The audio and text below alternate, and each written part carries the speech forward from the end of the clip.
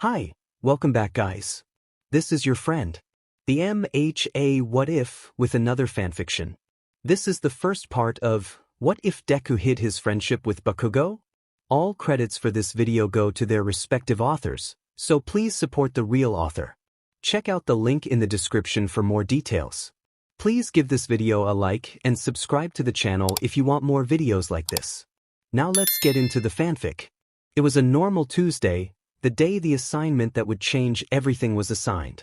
Class 1A had gone to class expecting a normal day, many of them needing the normalcy after the dangerous Shy Hasaikai raid that had happened the week before. There was nothing unusual as the class slowly filled the room to start the day. Cheerful but tired greetings rang out. The day differed from normal almost immediately, when after the daily announcements Aizawa didn't take a nap like he normally would for the remainder of homeroom. Instead he stayed standing at the front of the class.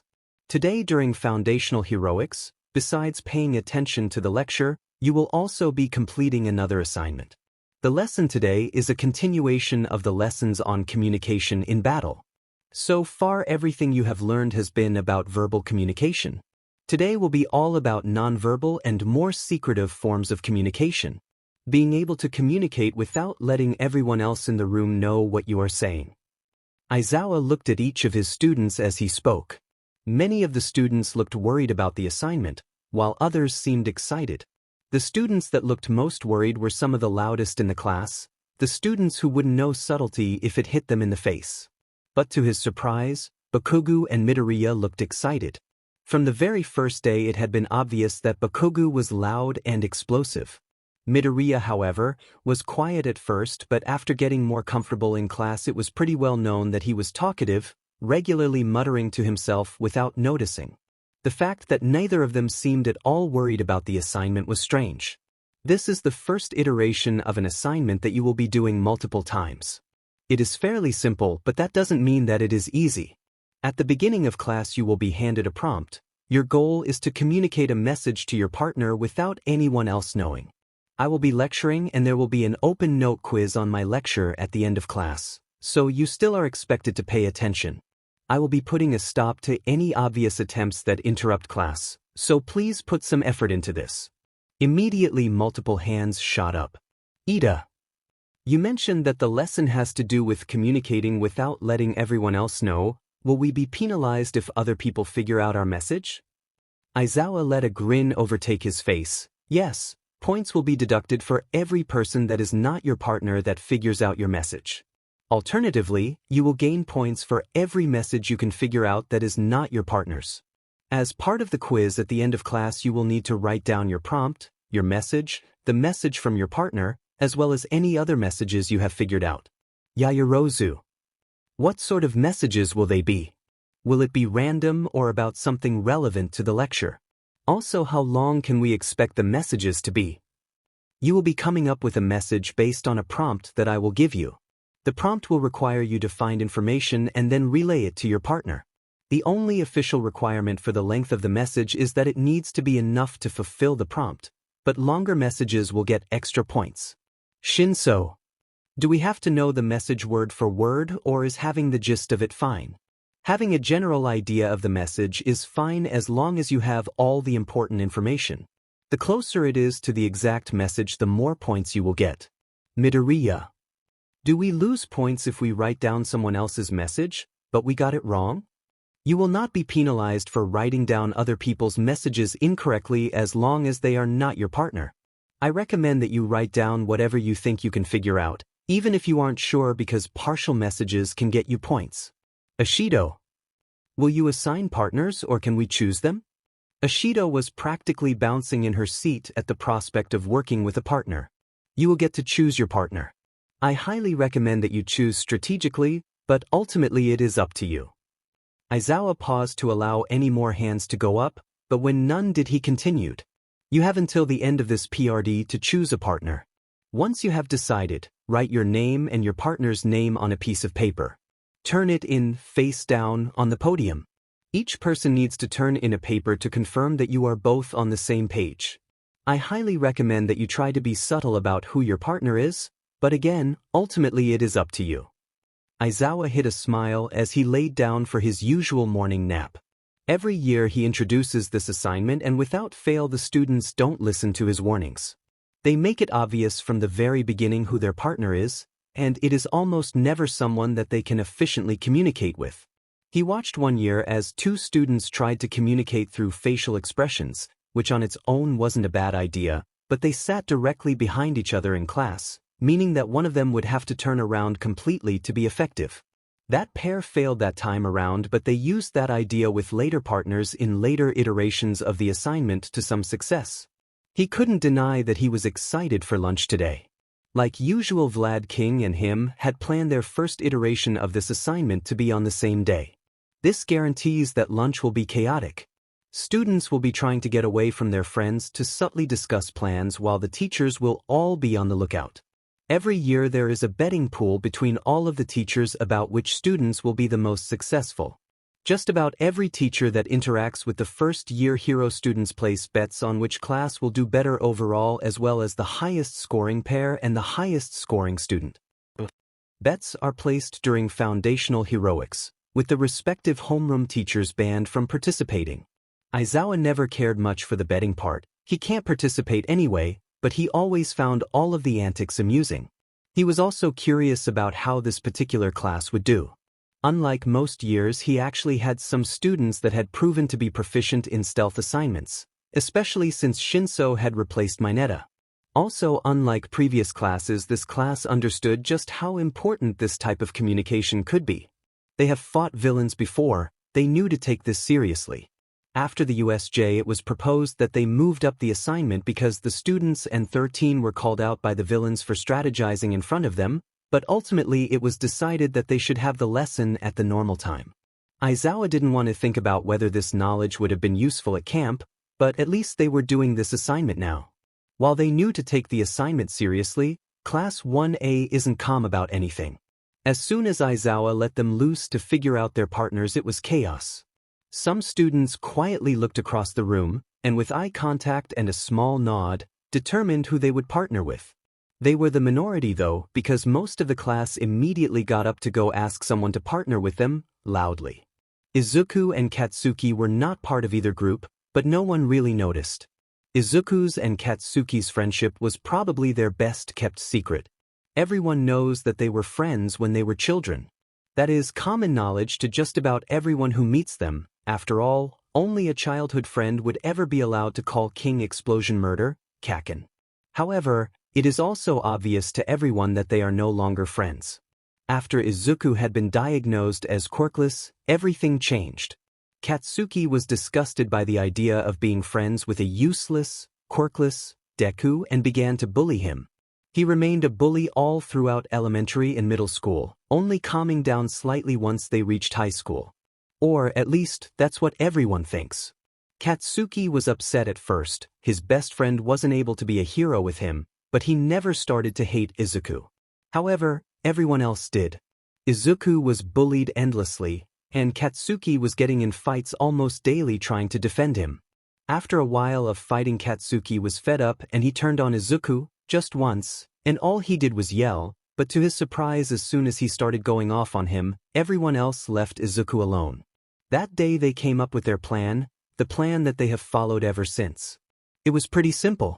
Katsuki was already considered a promising future hero, so it wouldn't be difficult to convince the extras in their class to follow his lead once he proves to be on their side. From there he will become Izuku's main tormentor, staking his claim on him. After that, no one would dare to bother either of them. Their plan worked frighteningly well. Katsuki was king of the class and no one dared to bother Izuku without Katsuki leading them. However, neither of them were happy. They knew that if they were caught being friendly to each other, life would go back to how it was before, but they were lonely. No one wanted to befriend the quirkless Deku, and if they did want to, they wouldn't dare. And Katsuki didn't want to be friends with any of the extras in his class that had pushed him into bullying his best friend. Their solution was genius. If they couldn't openly be friends with each other, they would be friends secretly. This didn't mean that they would only be friends outside of school. That wasn't enough for them. They wanted to be able to talk freely at school without anyone knowing, so they created their own language. At first it was a sort of Morse code, but after a while they were starting to get weird looks. So they added some sign language, but that also caught some people's attention. Over time and with a lot of trial and error the language evolved, becoming more and more subtle. Each breath could have a meaning behind it, every tiny twitch a message. Their conversations blended into their normal mannerisms.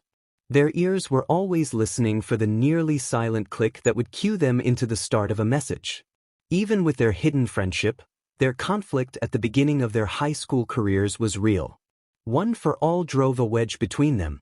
Izuku was sworn to secrecy about how he suddenly had a quirk, leaving Katsuki to draw the only plausible conclusion, that Izuku had been lying all along. For the first time in years there were no messages to be deciphered.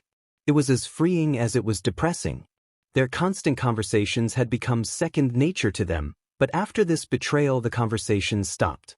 Both missed the other, but Izuku didn't know how to fix what happened, and Katsuki was still angry.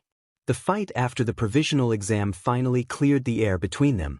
Their secret conversation started up again, but even though there was nothing stopping them from being real friends again, they still kept their friendship a secret. Partially because it was a habit, partially because they didn't really know how to be friends openly, and partially because they were pretty sure that suddenly being friends would be too much for everyone to handle. Recently, though, they were starting to think that it was about time that they allowed themselves to be actual friends, instead of hiding it. Acing this assignment together could be the start of that. The second that Aizawa announced that they would get to choose their partners, they had already agreed to work together. As their classmates were frantically trying to find a partner, Izuku and Katsuki were calmly preparing for their classes that day. They also were continuing the conversation they had been having all morning about the new hero that debuted the day before, but they were the only ones that knew about that. Izuku was approached immediately by Todoroki, and then by Uraraka, and then Ida, but he calmly and quietly informed them that he already had a partner. Each of them looked at him suspiciously, but they had no choice but to move off to find another partner. Uraraka did try to question who his partner was, but Izuku didn't answer and Uraraka realized that she didn't have long to find her own partners, so she hurried away. Kirishima came up to Katsuki immediately, assuming that they would work together. He was shocked to find that Katsuki had a partner already, but he didn't have time to question him. People were pairing up fast. Izuku made sure to turn in his paper after about half the class already had, while Katsuki waited to be one of the last. They had already told people that they had a partner, but they didn't want to hint at who their partner was. The rest of the morning was chaotic. The easy part of the assignment was choosing a partner. Now they had to figure out how to communicate with them. Most students gave up trying to pay attention in class, instead using that time to brainstorm. The teachers would normally be annoyed, but knowing what was going on, they were more amused than anything. Every year the same thing happens, so they had planned easy lessons. Finally, after an unusually large number of bathroom breaks and a record number of notes passed, it was time for lunch. Kaminari didn't care that the class would figure out who his partner was, he just dragged Aoyama away. Following his lead, Siro and Kirishima went off to find some less populated area to talk. The rest of the class heeded Aizawa's advice and tried to hide who their partner was with varying levels of success.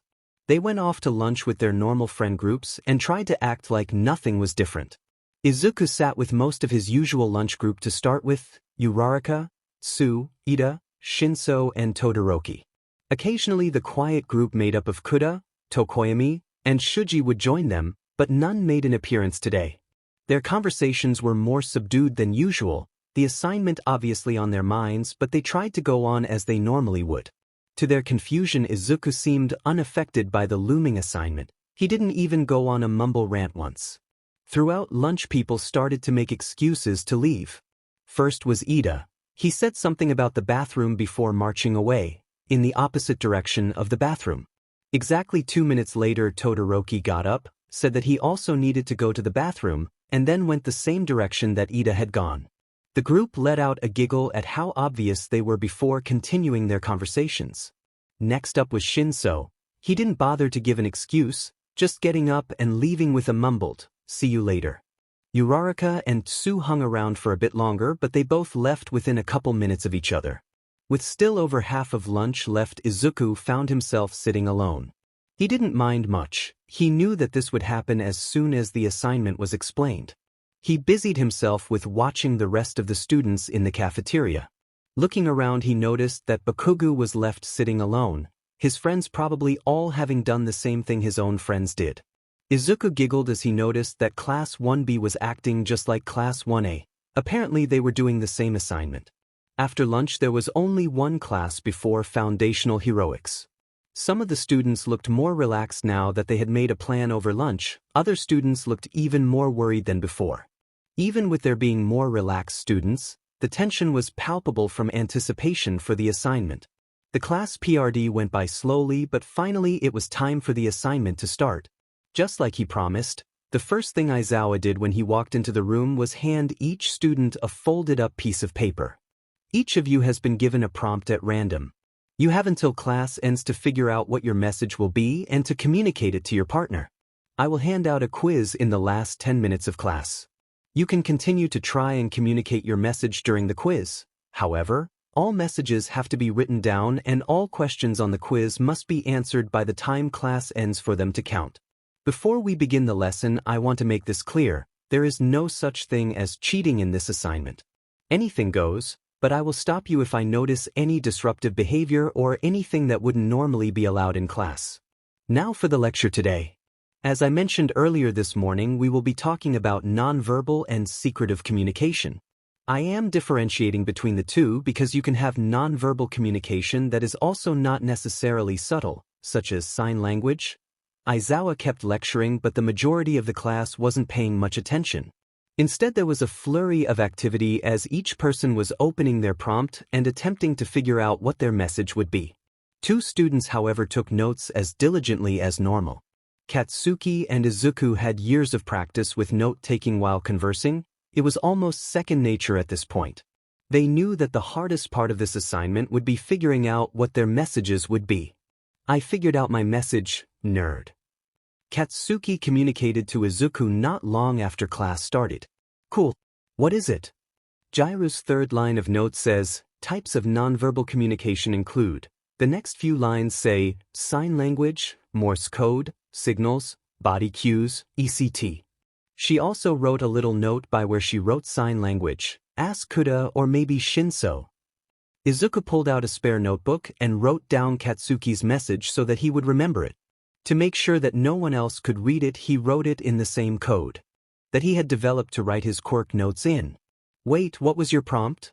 Izuku knew that everyone had different prompts, but that was really different from his.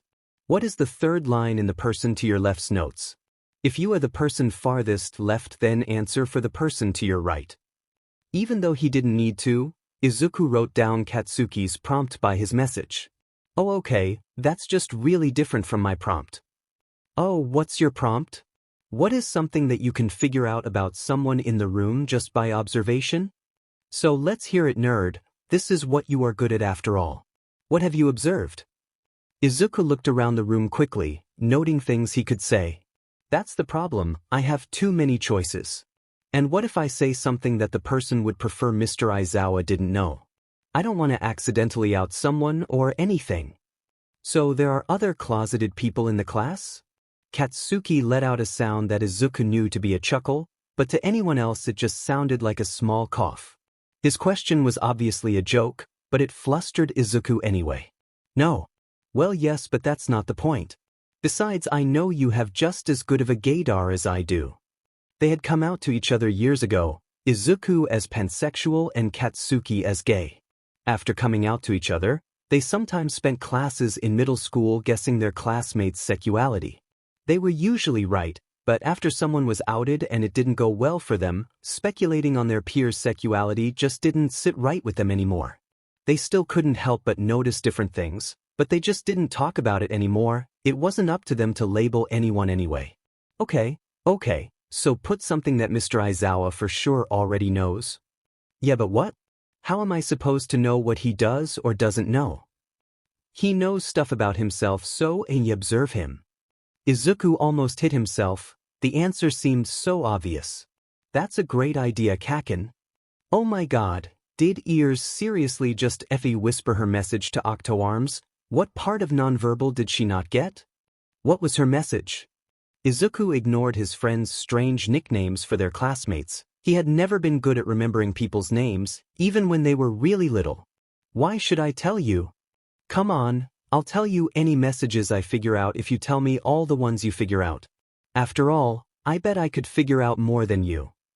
It wasn't the first time that Izuku got him to do things by goading him into competition, and it definitely wasn't going to be the last.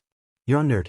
Jiru's message was, Kirishima has a crimson riot pencil case that is covered in words like manly and chivalry. Izuku wrote down Jiru's message in code, in his notebook. Looking over at Shiro, he figured out his message and wrote it down as well before telling Katsuki. I think I know what Shiro's message is. He pointed at Jiru, then wrote down, line 1, nonverbal/secretive communication is used a lot in underground heroics. He could just be taking notes. No, he was very deliberate and purposefully wrote it near where Kirishima could read it. Please refrain from looking at each other's papers during class, Kirishima. Aizawa suddenly interrupted his lecture to call out Kirishima, who was half out of his chair trying to see what Shiro wrote. Okay, so maybe that was the message, but why did Shitty Hair need to practically get out of his FNG chair to read it? Shiro wrote it in Spanish so that no one else would read it. Why would Tape Face write it in FNG Spanish? Shitty Hair doesn't know Spanish. I think the plan was for him to try to sneakily use Google Translate. Wait, since when did you know Spanish? Izuku held back a grin. I got bored in middle school and I thought languages were cool. I don't know why that surprised me, you always were a weird FNG nerd. Says the one who knows French and JSL. Plus we literally created this entirely silent language. You had a language phase too. That was out of necessity. My parents spend a shit ton of time in France and I am losing my effing hearing. You didn't need to know Spanish. Also, you learned both of those languages with me. Izuku moved his metal water bottle a bit, so that it was more toward the side of his desk. But it could be helpful. Speaking of languages, Kuda and Shinso are using sign language to tell each other their messages. Shinsu's is Yayorozu is using a black pen. Kuda's is Azui is drinking water. How can you even see that sheet? They sit behind you. Izuku held back a giggle as he wrote down the new messages. I have a very strategically placed reflective water bottle on my desk. Holy shit. Octoarms just whispered his message back to ears. I know that they have advanced hearing, but do they realize that the rest of us still have FING ears? What was the message? Ojiro has books, folders, a pencil case and some loose paper in his bag. As Izuku was writing down the new message, he looked up to see Kaminari pointing and gesturing. I think I figured out Kaminari's message. He keeps pointing to Shiro while holding a pencil case and then doing the Spider-Man thing. I think he is trying to describe Shiro's Spider-Man pencil case. That's 4 to me and 2 to you. While Kaken, it looks like I might win this one. Not so fast, Deku. Shitty Hair's message is that Kuda has a yellow pencil. Frog's message is that Glasses is drinking orange juice. As Izuku wrote, he questioned Katsuki, how did you figure those out anyway? And since when did you know Kuda's name? Shitty Hair accidentally texted me instead of Tape Face. Frog keeps turning around to look at Glasses and then is miming drinking to Round Face. How did you know he is drinking orange juice though? Izuku knows that Ida only drinks orange juice and occasionally water, but he thought that only his friend group knew that. It's FNG common knowledge. Glasses drinks orange juice for his quirk. I didn't think that was common knowledge, but okay. Kirishima, put your phone away or I will have to take it. Same to you, Ashido. Aizawa interrupted his lecture again to call out some of the people that were being way too obvious. I'm gonna go get a tissue and see if I can figure out any more. What? Izuku didn't answer before he was fast walking to the front of the classroom. Midoriya, what are you doing out of your seat? Aizawa called out to him. Instead of answering, Izuku grabbed a tissue from the teacher's desk and sneezed into it, and then sneezed again and again. After a fairly impressive number of sneezes, Izuku finally spoke. Sorry, I really needed a tissue. Very well, back to what I was saying. As Aizawa continued the lecture, Izuku took his time observing his classmates before slowly making his way to the trash can by the door and then to his seat. As he was sneezing, he had noticed Hagakure get up while no one else was looking and exchange notes on Ojiro's desk. As Izuku walked to the trash, he was able to look at the note on Ojiro's desk, and on his way to his seat he managed to see the note on Hagakure's desk. As Izuku started to write what he just found out, he shared with Katsuki. Hagakure's message is, Shuji has textbooks, a notebook, and a pen in his bag. Ojiro's message is, the seventh line in Aoyama's notes is, it seems that it is possible to shine too brightly while undercover. What the F dash? I stopped questioning Aoyama a while ago. Fair enough, while you were causing a distraction I was able to partially figure out some other people's messages. Round Face kept pointing at Sugar Crash, then a notebook, then holding up 10 fingers, then shaking her head. I think she was saying that the fucker doesn't have anything written on line 10 of his notes. Birdhead's message had something to do with wrists. He would point at his wrist and then at glasses, Sugar Crash, Octoarms, Frog, and you. Huh, what do our wrists have in common? I don't know, nerd. I was hoping you would figure it out. Izuku looked down at his wrist searching for a clue, and then he looked at Ajui's wrist and then Shuji's. We all wear watches. Ida, Satu, Shuji, Ajui, Tsu, and I all wear watches. I shouldn't have to remind you to not pass notes in class. Ashido, hand it over please. Ashido sheepishly handed Aizawa the paper that had just been delivered to her by a little device that was obviously made by Yayarozu. Luckily for them, Aizawa didn't read the note aloud, but he did rip it up before throwing it out. Aizawa walked to the front of the room and pulled out a stack of paper. He spoke as he handed out the papers. As I mentioned before, you will have the final 10 minutes of class to work on this quiz. It is an open note quiz, but I will not accept anything written after the bell rings for the end of class. You may begin as soon as you get your paper. Izuku looked over the questions on the quiz and answered them quickly. As promised, they were all about what Aizawa had been lecturing about. The bottom of the page contained instructions on how to format the back to turn in all their messages. First they would write their prompt, and then their message, followed by their partner's message, and then any other messages they figured out. Nerd, what's your message? You never came up with one. Oh, Izuku looked around the room before his eyes landed on Aizawa's hand, which was reaching for something around his neck. Mr. Aizawa is married. He wears his ring on a chain around his neck when he is in costume, but the tan on his finger means he probably wears it when he is not in public. If I had to guess, I would say he is married to present Mike. Mr. Aizawa always smiles a little when he walks in. Din, I was not expecting that, but now that you pointed out, it weirdly makes sense. Both boys started writing down the other messages after that. Because Izuku wrote down all of the messages, all he had to do was translate them back to Japanese and copy them over. Katsuki didn't have a reliable way to write them down, so instead he was relying on his memory. Izuku figured that Katsuki would do that, so he decided to just tell him all the messages again as he wrote them. Pens down. Aizawa called out at the bell range to signal the end of class. Before Izuku handed in his paper, he counted out how many messages they figured out. Kaken, we tied. Kinda, at least. I guess you could say I won because you only figured out 5 fully and I helped with figuring out Tokoyami's message, plus I had 6 that I figured out, but you were the one who actually saw Tokoyami's message. I just figured out what it meant, which is what gave us the points. I guess you could say that we each get half a point. Nerd, we tied. Izuku started packing up his things. But really I won though. What, no? I'm the one that saw Birdhead's message. But I translated it. So? You wouldn't have figured out shit if I hadn't told you what I saw. But, catch on. Fine fucker, you won. You won't next time though. The conversation ended as they both finished packing up for the day and left class, splitting up into their separate friend groups. Oh my god, that was so hard. Mina yelled as Katuski walked up to the group. Tell me about it. I thought using Google Translate would be easy, but no one told me Spanish had little thingies on top of the letter that make it harder to type. Kirishima had his head in his hands. Sorry dude, I forgot to mention that when we came up with the plan. Ciro at least had the decency to sound apologetic. Van idiots, why would you try to use a language you both wouldn't understand?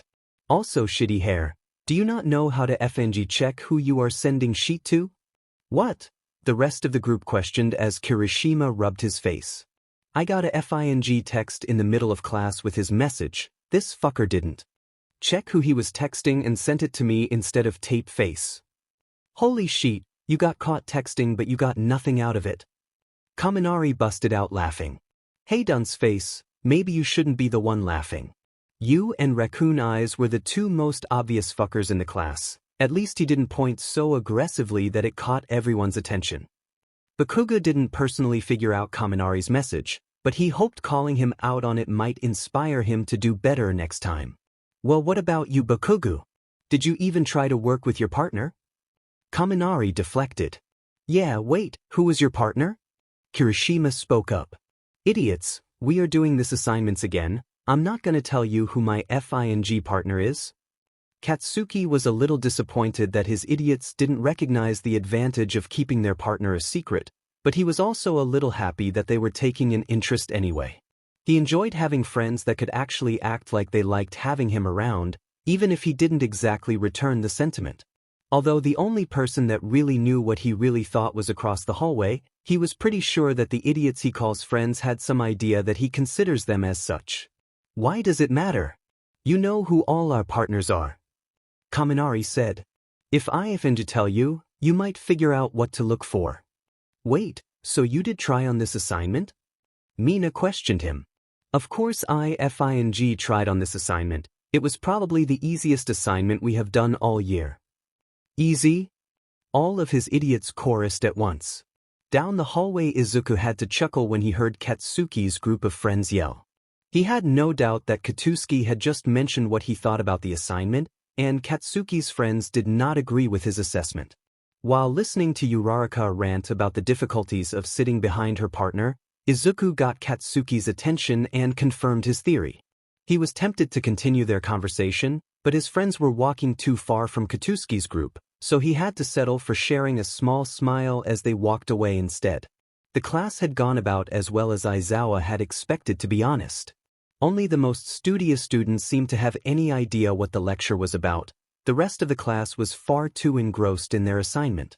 He thumbed through their papers quickly before heading to his desk in the teacher's lounge, sighing at how most of the quizzes were left mostly blank. On his way to his desk he stopped to grab a cup of coffee. With classes all done for the day, he has all afternoon to grade. The first thing he did once he got settled in for grading was make a list about what he noticed. He had learned the hard way that if doesn't keep track of what he figured out during the lesson before he grades, he will retroactively figure out messages and grade according to that. The first time he did the assignment, just about every student failed, even if they shouldn't have. Of course, once he realized it, he went back and regraded everyone, but even then their grades were probably a bit lower than they should have been, and it was a lot of extra work for him. Aizawa went through his class one by one and wrote everything that he saw. For some students he knew the message in its entirety, like Yaoyorozu, whose message he had intercepted from Ishido. For other students he figured out parts or the general idea of their messages.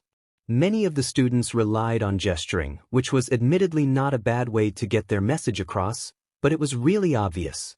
He was disappointed in a few students who he thought should have done better.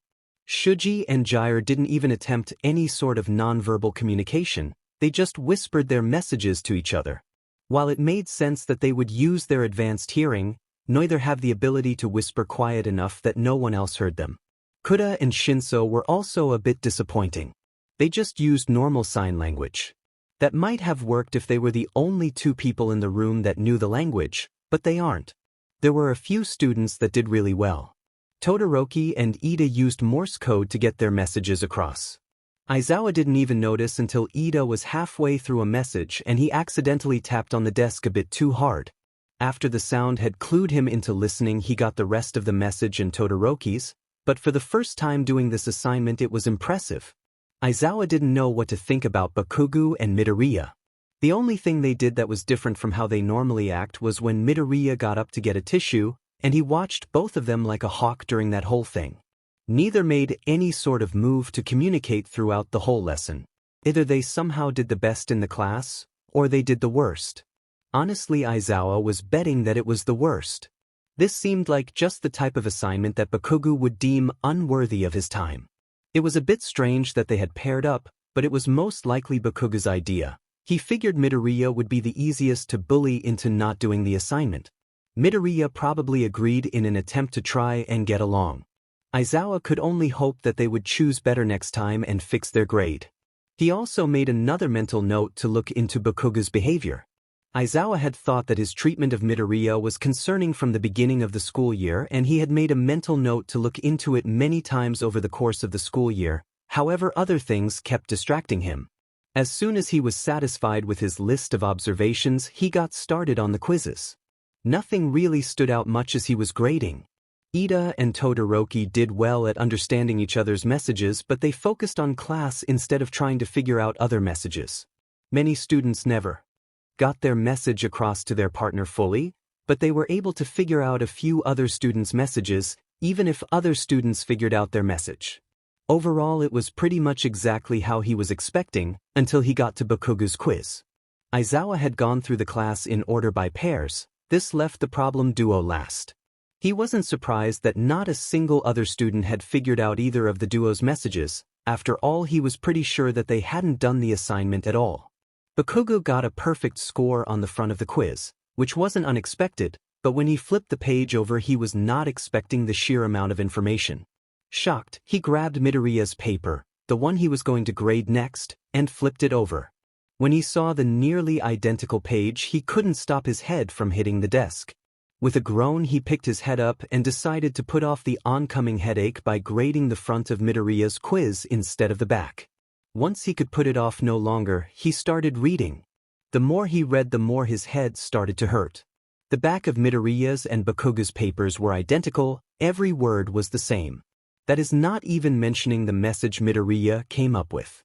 His prompt to observe someone in the room and figure something out about them had somehow led to him figuring out a secret that they had been keeping for years.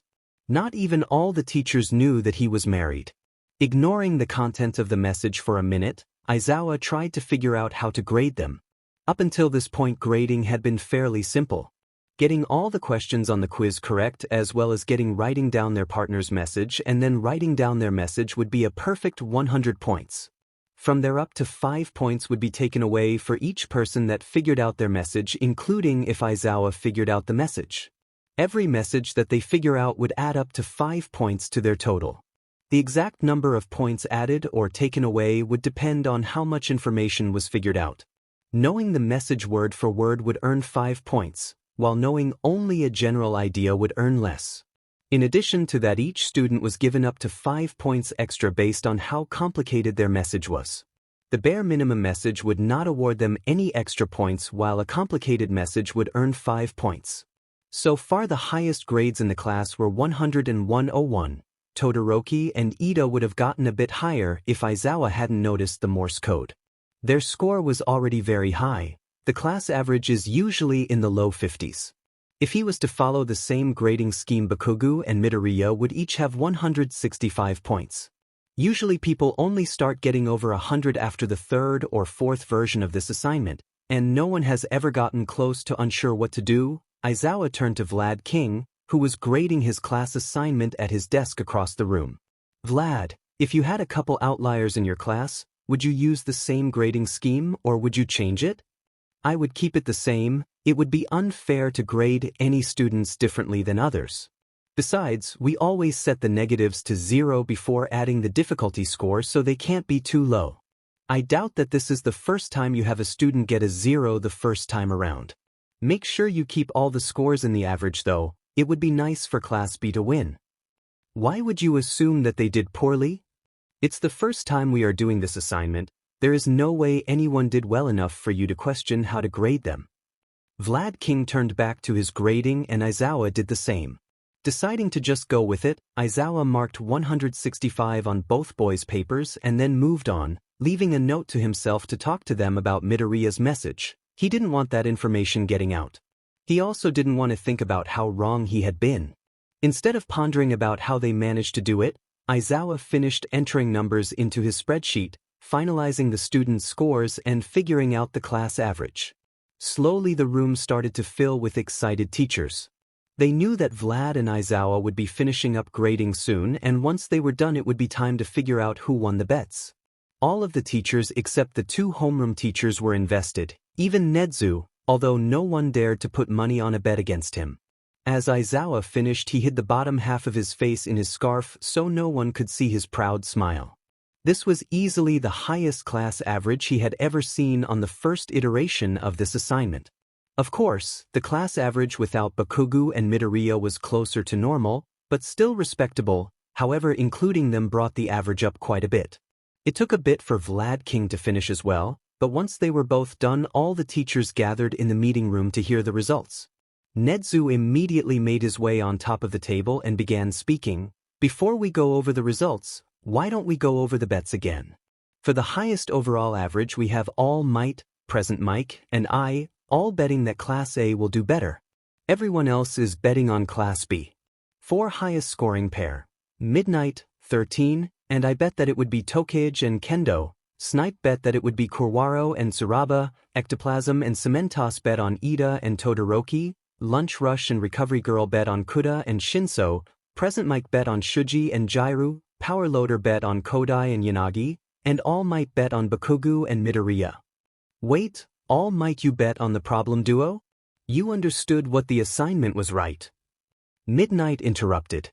I will admit that I am not as familiar with the assignment as the rest of you, but I believe I understand it well enough. They are childhood friends, and recently I noticed that they are very aware of each other at all times. I think they probably did well. But it requires them actually working together. Snipe spoke up this time. Even with his limited interactions with the class, he knew that the problem duo were like oil and water. Nedzu cleared his throat and then continued. For the highest scoring individual student, Midnight, 13, and I voted on Tokage. Snipe and Ectoplasm bet on Kurwaro. Cementos bet on Todoroki. Lunch Rush and Recovery Girl bet on Kuda. Present Mike bet on Jairu. Power Loader bet on Yanagi. And All Might bet on Midoriya.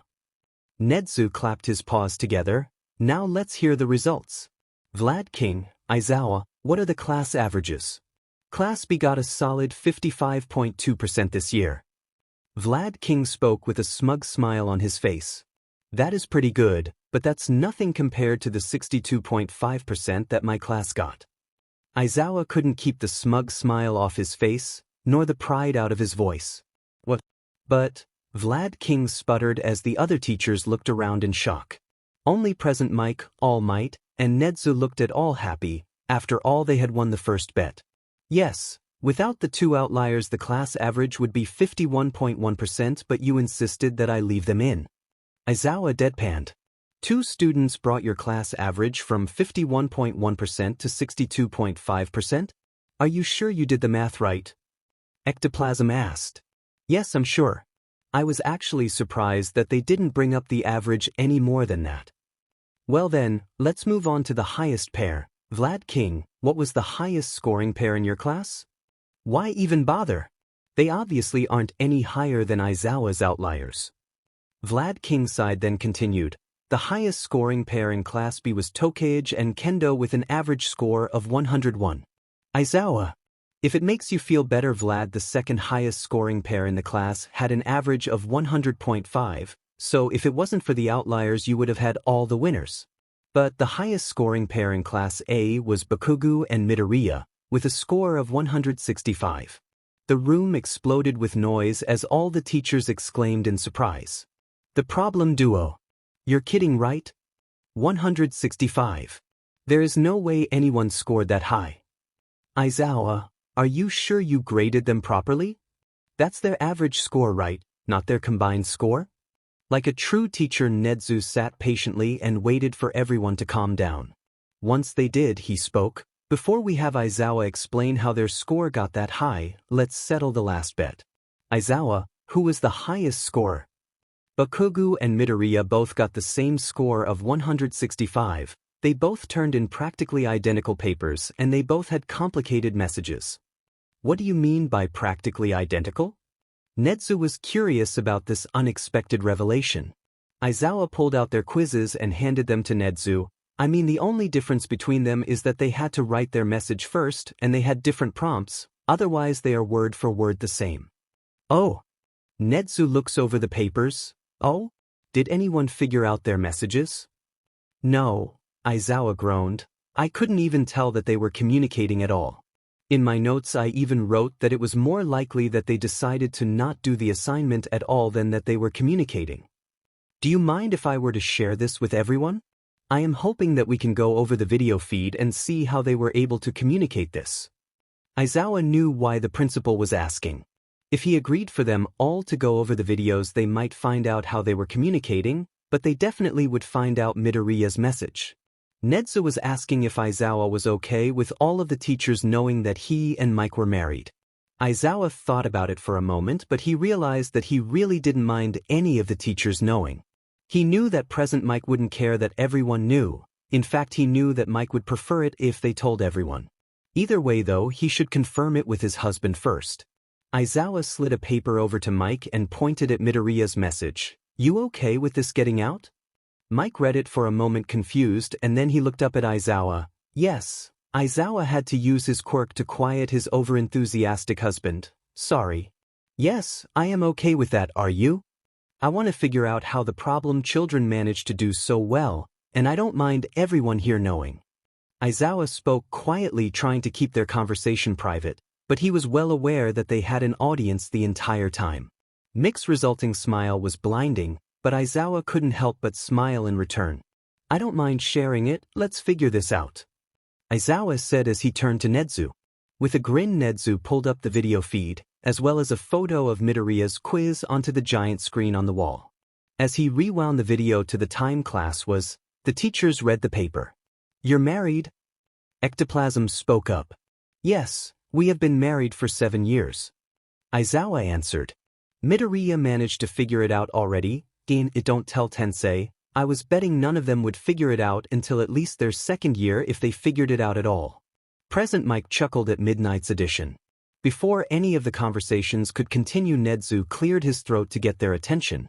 He had gotten the video feed to show the lesson. They watched in silence for a while until they saw Midoriya scribble something down in a separate notebook than what he had been using to take notes. Nezu zoomed in on the writing, only to see a series of indecipherable symbols. What language is that? All Might asked. I don't think it is one. I think it is some sort of code. Nezu answered as he zoomed back out. As the class continued, the teachers watched as Jiru whispered her message. Moments later, Midoriya wrote something in his coded notebook. The class went on and they couldn't see anything that would explain how they were communicating, but they did see Midoriya write something down in his notebook every few minutes, usually after a student had tried to tell their partner their message. However, he would not have been able to see some of the messages, but Bakugo could. Finally, they watched as Aizawa handed out the quizzes at the end of class. Bakugo and Midoriya sped through the front easily, only pausing finally when they reached the back and they needed to write Midoriya's message. To the teacher's surprise, he looked around almost frantically before his eyes landed on Aizawa, who was reaching towards his neck. Suddenly, at the exact same time, both boys started writing. After both boys finished writing Midoriya's message, Midoriya pulled his encoded notes in front of him. Occasionally glancing at his notes, Midoriya started writing out each message. Incredibly, Bakugo was writing the exact same thing at the same time. It was almost as if Midoriya was translating his notes and dictating them as he wrote so that Bakugo could copy them, except it was dead silent. The teachers didn't look away even as class ended. Finally, it was Nezu that broke the silence. All Might, did you know that they could do that? I had no idea. I thought they could do well, not that they could read each other's minds. Wait, are we sure that neither of them have a telepathy quirk? Present Mike spoke up. All Might froze for a second before Nezu spoke. That wouldn't make any sense. Bakugo has explosion and Midoriya has superpower. If they had gotten this far into their time at UA without making something as useful as telepathy known, it would be very concerning. I will admit that Midoriya's quirk was very underdeveloped when he started here, and he might still be finding new facets of it, but telepathy seems very unlikely. It would be concerning, but it would make what we just watched make sense. Even so, I don't think that is the case. Both of them are too driven to be the best heroes. They wouldn't hide something that would be so obviously useful. Aizawa spoke with a sense of finality. Well, Nezu clapped his hands, I doubt we will gain any more knowledge from this. Hopefully the next iteration of the assignment will lend us some insight into what is happening here. Class 1A was tense as the bell rang to start the morning. They had left class the day before loudly complaining about the difficulties of the assignment they had been given. Throughout the rest of the afternoon and evening their complaints changed from miming about the difficulty of the assignments to laments on how it will tank their grades. Only a few students were not worried about how badly their grades were about to drop. Katsuki and Izuku both being of that number, only joined by Ida and Todoroki. Izuku watched as his classmates sat anxiously while Aizawa made his way to the podium. Izuku smiled as he heard a familiar soft click indicating him to pay attention to what Katsuki was going to say. How many of these idiots do you think failed? Kaken. I'm not going to bet on our friends' grades. Besides, maybe they all passed. Oh come on, there's no way they all passed. I will be giving back your grades from the assignment yesterday, but first I want to explain something. I am sure that many of you are worried about your grade, but you will have a chance to make it up. Yesterday morning I mentioned that this was just the first iteration of the assignment. The next iteration will be next week. Aizawa stood at the front of the class, looking at each student as he spoke. Hear that? We get to do this again. Izuku could barely contain his excitement. He better not make us SWFNG partners. That assignment will be nearly identical to this one.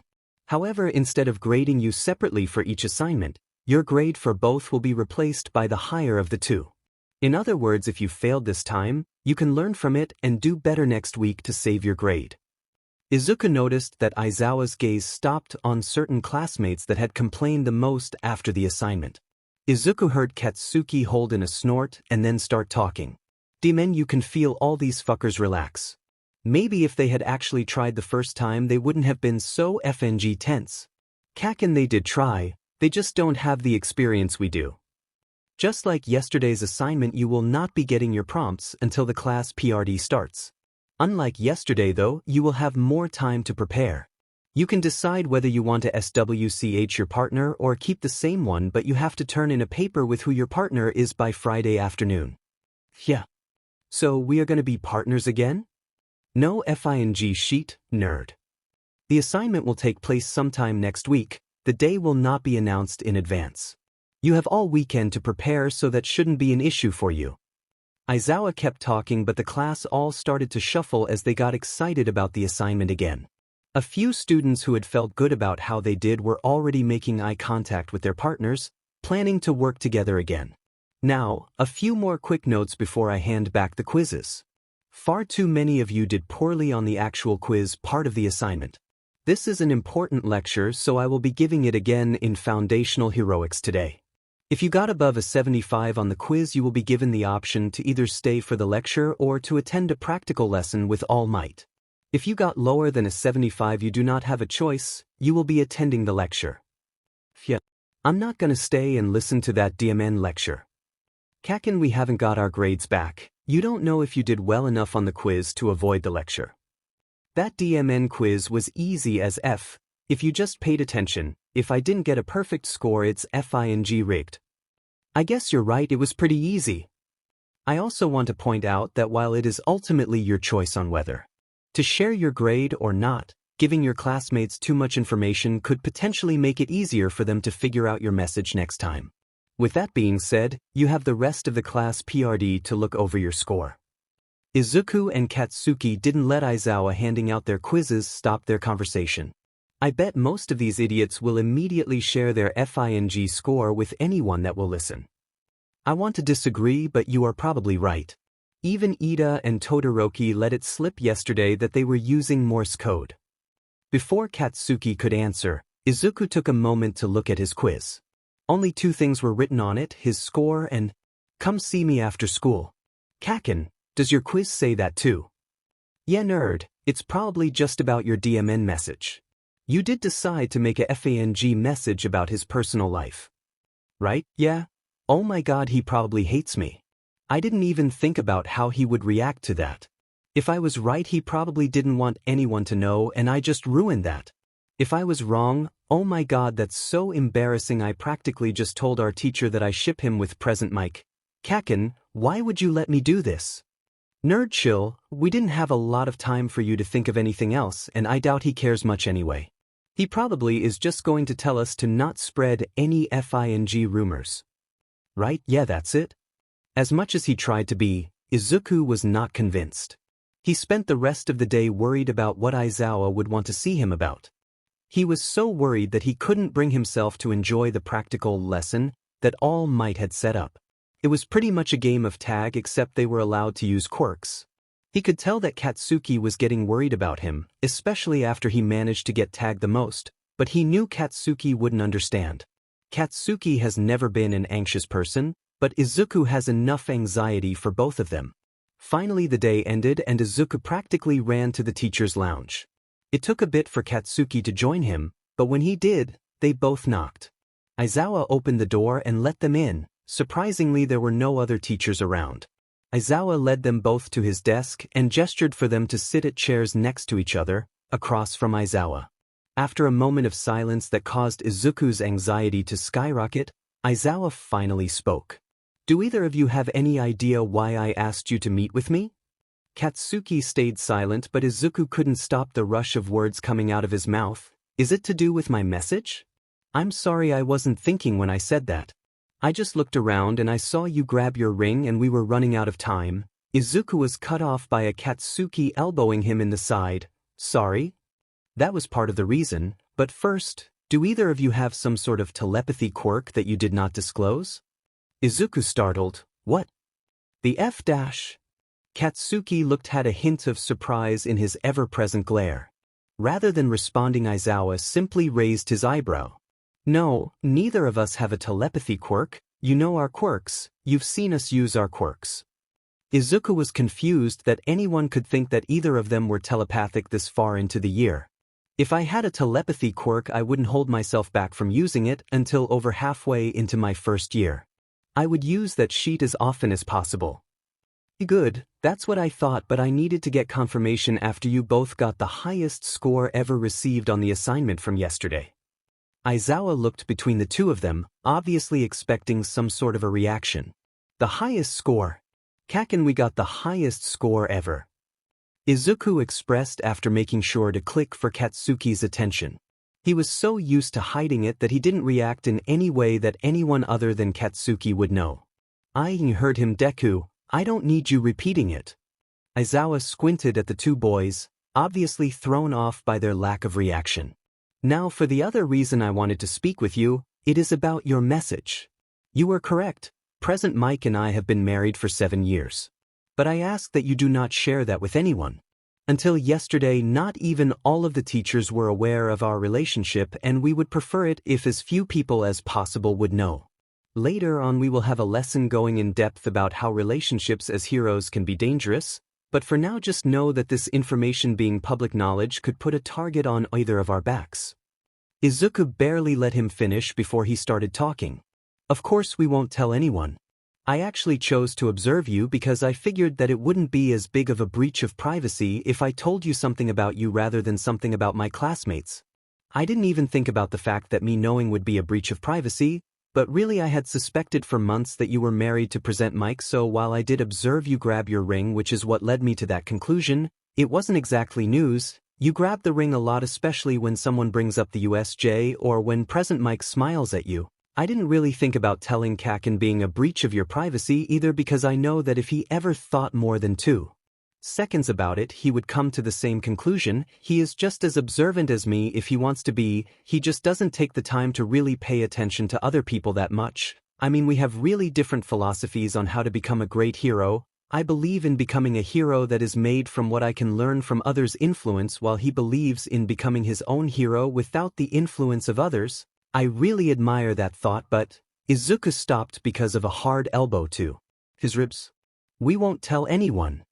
Katsuki summarized to Aizawa, who looked unimpressed by the mutter spiral. Izuku went on. Thank you. Izuku looked over at Katsuki. Sheepishly. He had asked him years ago to stop him when he gets on one of his mutter spirals. They play it off as if Katsuki gets annoyed, but honestly Katsuki doesn't actually mind much. Really Izuku just doesn't like it when he reveals more information than he means to. After that Aizawa wrapped up the meeting and sent them on their way, But before they left, Katsuki and Izuku both made sure to turn in their papers indicating that they would be partners again.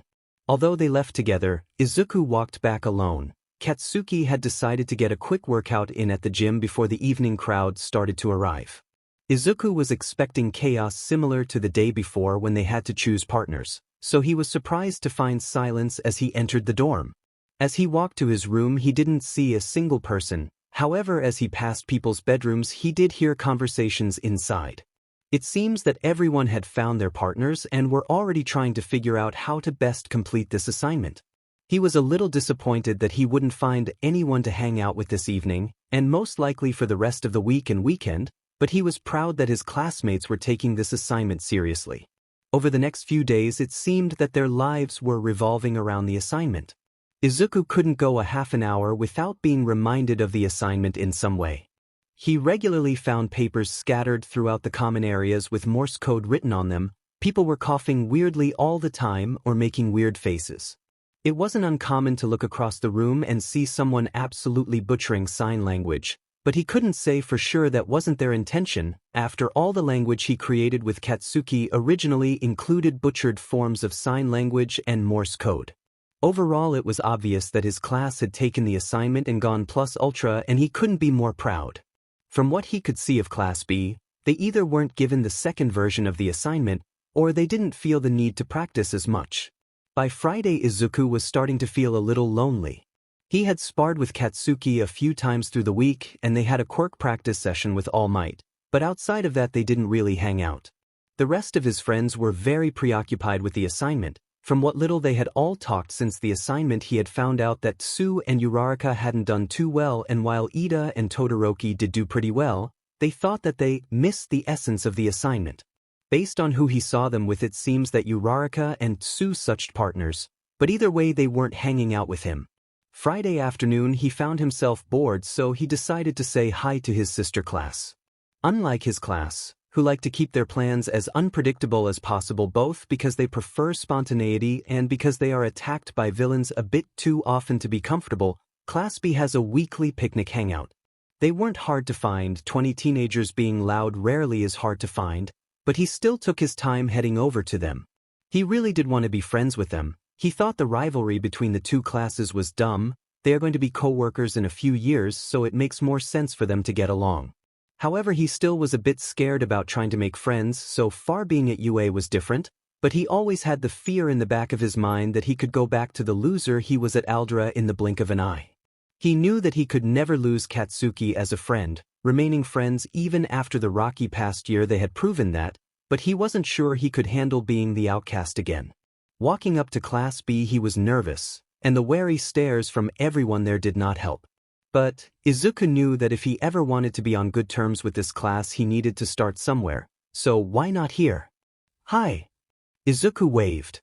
I know our classes aren't always the best of friends, but I was hoping we could get along better, so I figured I might as well stop by and say hi. Izuku started regretting his decision as soon as the words left his mouth. Every single one of them just stared at him, expressionless. Right before he could tuck tail and run, a voice spoke up. What? Do you think that you are better than us? You have to come over here and try to make nice? You probably think you are so great. Oh, this class is having fun, so I just have to come insert myself so they know that I am morally superior. Monoma rose from where he was sitting under a tree. What? No. Izuku waved his hands in front of him frantically. It's not like that. All of my classmates are busy preparing for the second iteration of the Secret of Communication assignment, so I figured now was a good time to try and be friends with you. I thought you were all so cool and I hoped we could be friends at camp, but really it's not like that at all. So you only came over here because the superior class was busy. Monoma glared as he walked towards Izuku. You were probably trying to humble brag too. Going on about how the rest of your class needed to study but you didn't. Trying to make you sound all great, not needing to study for an assignment that the rest of your class has to spend all their time preparing for. Well, we aren't studying either, and most of us probably did better than you anyway. After all, your flashy quirk doesn't help you with everything. Kendo had her hand raised to karate chop Monoma in the neck when a different voice spoke up. Nerd, what the F are you doing with these losers? Izuku wasn't sure if Katsuki joining the conversation was a good thing, but at least it meant that he had backup if they decided to attack him. Of course, here comes another superior class a student probably also wanting to show off that he is so smart, also not studying. Minoma taunted but Katsuki's eyes didn't leave Izuku, obviously prompting him for the answer, either out loud or silently. I was trying to make friends with Class B, but they think that I'm just trying to prove that I am better than them. I'm not and I am well aware of it but they are convinced. How could anyone think that I am arrogant? I literally had so little control of my quirk that I was breaking my bones for months. How? Izuku trailed off as he noticed the wide eyes surrounding him. Apparently he was speaking out loud to everyone instead of silently just to Katsuki. Katsuki scoffed. This idiot does shit like that and you think that he is arrogant? What the f are you thinking? And Deku, what do you think you are doing putting yourself down like that? We just got the highest FING score ever on that DMN assignment. Have some FING self-confidence will you? Now let's go, I don't want to deal with these extras. Katsuki turned and stomped away, but he didn't make it far before realizing that Izuku wasn't following him. Sighing, he turned around and grabbed Izuku's arm, dragging the embarrassed boy along with him. Vaguely Izuku could hear their exclamations as they marched away. Did Bakugo just defend Midoriya? Wait, he just said that they got the highest score ever. They managed to work together? I thought they hated each other? After they got away from Class B, Katsuki finally let go of Izuku and they walked side by side without talking. Finally Izuku couldn't hold it in any longer. Thanks Kaken. What? You can speak out loud in front of all those extras but not when we are alone. This shitty nerd should have left you back there. No. It's just, I'm not used to actually speaking out loud to you. They kept walking towards the less populated parts of campus as they talked, avoiding anyone that might overhear them. Nerd, we talk all the DMN time. Not out loud. We talk out loud every DMN day, maybe not as often as we talk silently but we still talk often. Katsuki kicked a rock in front of them on the path. Well maybe, but not honestly. What? You've been lying to me, Deku? Izuku immediately felt guilty at how disappointed Katsuki sounded behind his usual anger. Katsuki kicked the rock again, only for it to bounce off the path. No Kaken, I mean we don't talk the same way out loud as we do silently. Out loud we are always fighting. We don't ever hang out and we never have real conversations. We are enemies or rivals or whatever publicly, but silently we are best friends, or at least I think we are. We are hanging out right now, nerd. Is that not good enough? This is hanging out? You kidnapped me from Class B and now we are fighting. Ugh, fine. Do you want to hang out or would you like me to bring you back to the a-holes you were with a second ago? An evil grin stretched across Katsuki's face. I'm sure they would love to have you back now that they know that we got the highest scores ever on that DMN assignment. Oh God, please don't bring me back there. Wait, you actually want to hang out with me?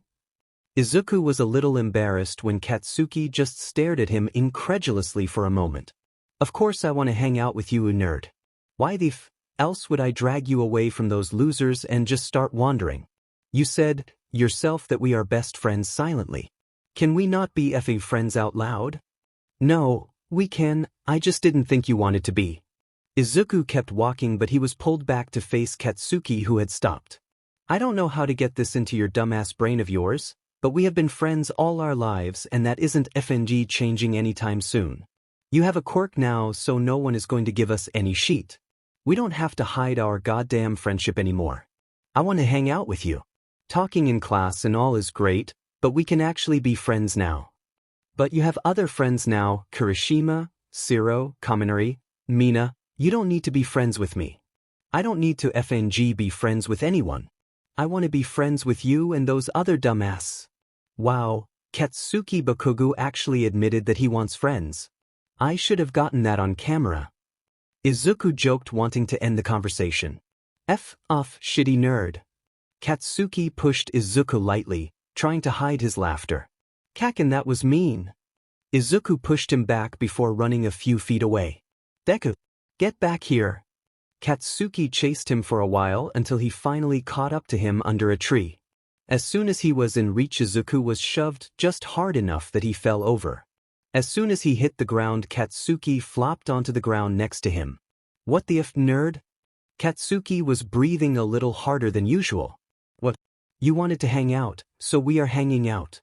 Izuku feigned ignorance while he was also slightly out of breath. Unable to help it, Izuku burst out laughing, and a second later Katsuki joined him. Throughout the weekend, Izuku and Katsuki hung out a lot, yet because their classmates were preoccupied, none of them noticed that it wasn't for the assignment. They had figured out that they were partners. The process of elimination made that easy, but they thought that they were hanging out just to work on that. That was the only reason anyone else was spending time with anyone after all. The only day that Izuku even saw anyone other than Katsuki was Saturday, when Katsuki and Todoroki went to their provisional license class. During that time, Izuku hung out with Ida, and they continued to hang out into the evening when Todoroki had gone to have dinner with his family. The class studied so much that by Monday morning they felt like they were ready. Throughout the school day it was possible to feel the tension in the air, but when they got to foundational heroics, they were greeted by All Might and told to head out to work on their super moves. Tuesday went similarly, and Wednesday and Thursday. When Thursday passed without the assignment, the class went into overdrive preparing, making dinner Thursday night very amusing. They had deemed it as a no-stakes practice for Friday, but because it was no stakes, not everyone took it seriously. It was silent other than the chorus of clicks and taps some people were using, but before long the room was filled with the sounds of 20 teenagers trying very hard not to laugh.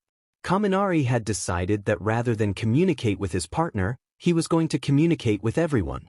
This meant that he didn't have any prearranged ways of communicating, so he decided to dramatically act out the event that had occurred earlier today that he wanted to tell the class about. His over-the-top reenactment of Kirishima managing to get his hands stuck in the dirt after tripping had everyone stifling laughter. As soon as Kaminari returned to his food, Shiro took to the floor. He reenacted when Kaminari sneezed the day before, blowing up every light bulb around. After Shiro ran up to every light bulb in the room and mimed an explosion, there was no hope of holding back the laughter. Once the laughter started, there was no stopping it. Person after person went up and reenacted something that someone in their class had done in the past week. Mina reenacted when Uraraka accidentally floated herself and the couch when she took a nap. Yorozu reenacted when Jiro got her jack stuck in the wall. Ida even joined in once he realized that everyone was laughing at the dramatic reenactments, not necessarily the event, so no one was upset by it. He ended up acting out when Izuku casually lifted the couch over his head to vacuum underneath. The laughter tripled when Katsuki went up and reenacted when Shiro got his elbows stuck together. No one expected him to ever join in. The original plan for the evening was forgotten, but they were having the most fun they had had since the assignment was first announced. They were all laughing together for the first time in over a week.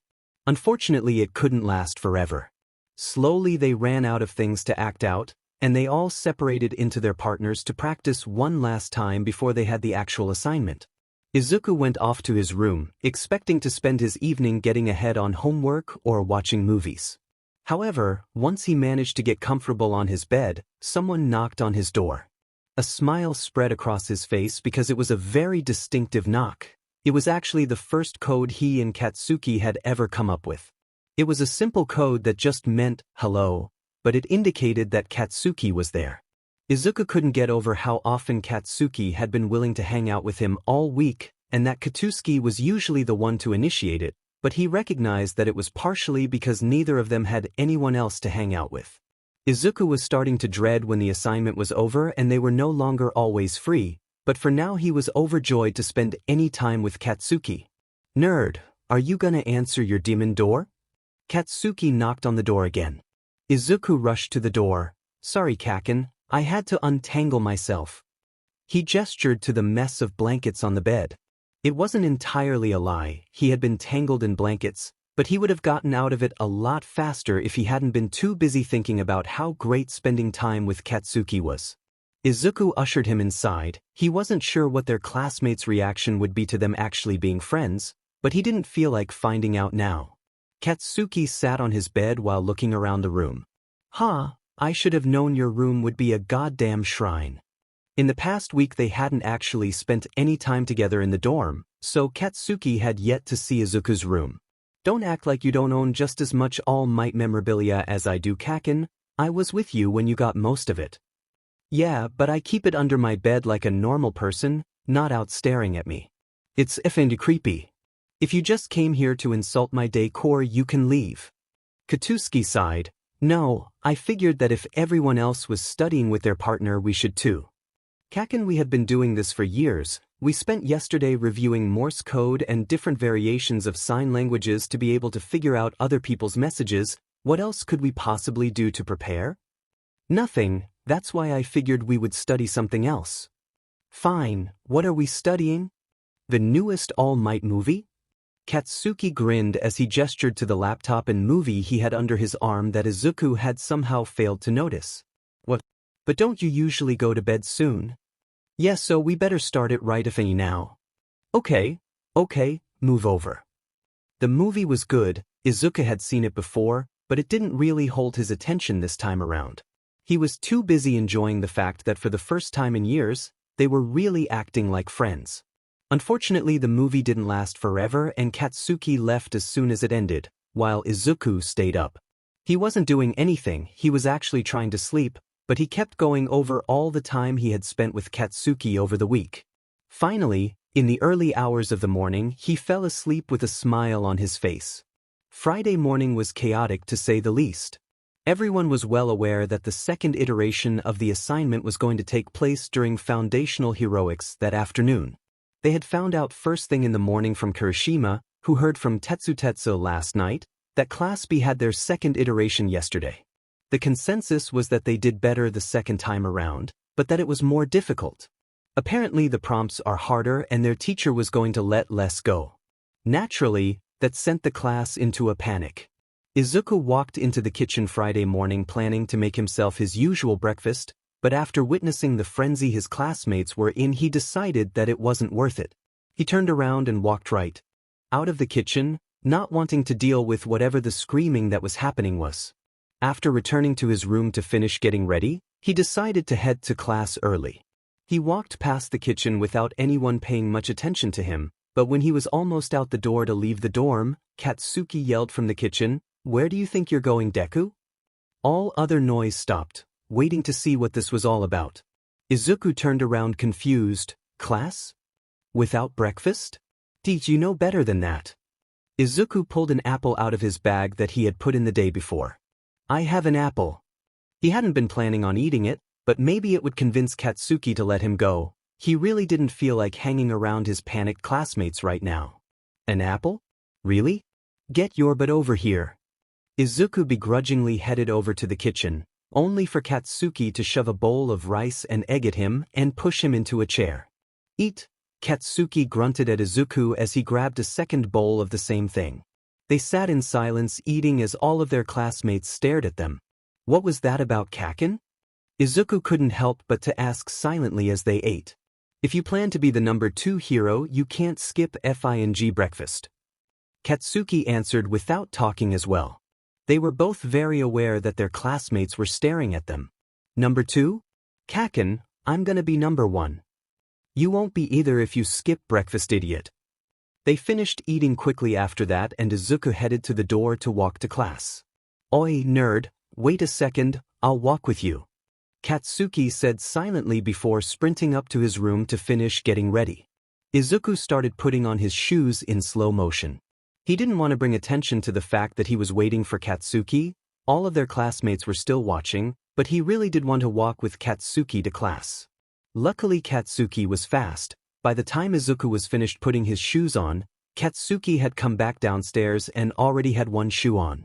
A second later they were on their way to class, their classmates still staring at them as they left. Ida had just finished making his breakfast when Bakugo yelled across the room at Midoriya. Normally he would reprimand his explosive classmate for yelling, but he was curious how this would turn out. Unlike most interactions between the two, Bakugo didn't actually sound mad. The rest of their interaction left everyone speechless.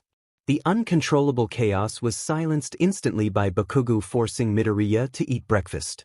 Not just any breakfast either, a breakfast that Bakugo made, even though Bakugo never shares his food. Ida was dumbfounded, as was most of the class it seemed. To his surprise, the strange morning didn't end there. Midoriya moved in slow motion to put on his shoes, only for Bakugo to sprint down to leave with him. As class president, Ida felt that it was his responsibility to make sure that his classmates keep the volume down, but he didn't even try to silence the exclamations that rang out as soon as the door shut after the pair. Did that actually just happen? I'm awake, right? This isn't a dream? What alternate universe did I wake up in? Hey! Ida finally spoke up, yelling above the noise to get everyone's attention. I know what just happened is highly unusual, but it is not our business. We should be spending this time preparing for the assignment today rather than speculating. Ida's words had the desired effect, but the energy in the room did not go back to what it was before. Something about the whole interaction had calmed everyone. Maybe seeing their most aggressive classmate get his rival to eat breakfast reminded them that today is just another day after all, and it needed to be treated as such. More than likely, though, they were just dwelling on the interaction silently. Either way, Ida was happy to finish his breakfast in silence. Ida got to class at his usual time. Normally he would be the first one there, so he was excited to have company for once, but to his surprise Bakugo and Midoriya weren't there. Resigned to the fact that he will be spending the time before class alone, like he does most mornings, Ida took out his remade Morse code sheet to study. He and Todoroki decided to use Morse code again, except every letter shifted too. This meant that the code for A was actually the code for C in generally accepted Morse code and so on. They both tried to memorize it, but they have cheat sheets just in case. Not wanting to waste any time, Ida started studying. After leaving the dorm, Katsuki and Izuku had started walking toward class, but it was an appealing morning, so they decided to take a detour around campus. They had more than enough time. As they walked, Izuku asked, I get that you wanted me to eat breakfast, but why did you make such a big deal about it?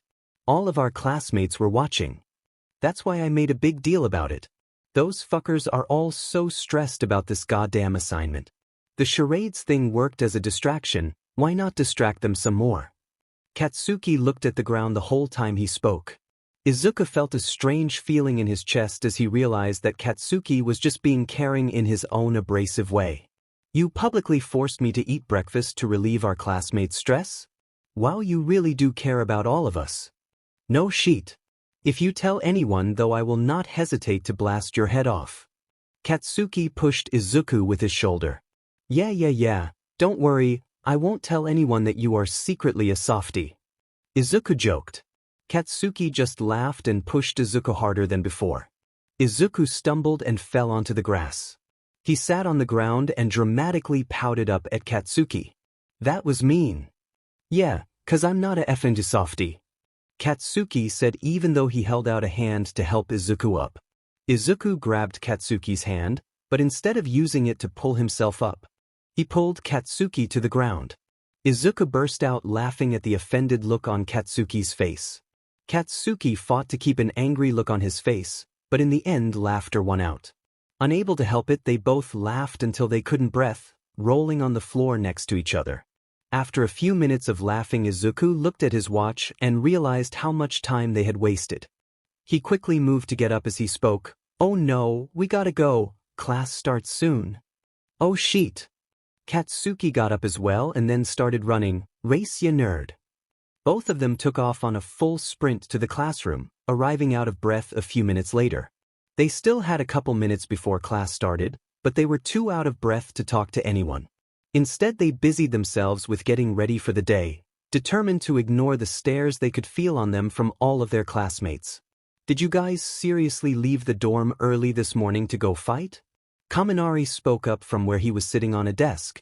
Katsuki and Izuku just looked at each other confused. After a second of looking at each other, they burst out in laughter. They had grass stains on their breaths and leaves and grass in their hair. It looked like they had just been outside rolling on the grass, which was exactly what they had been doing.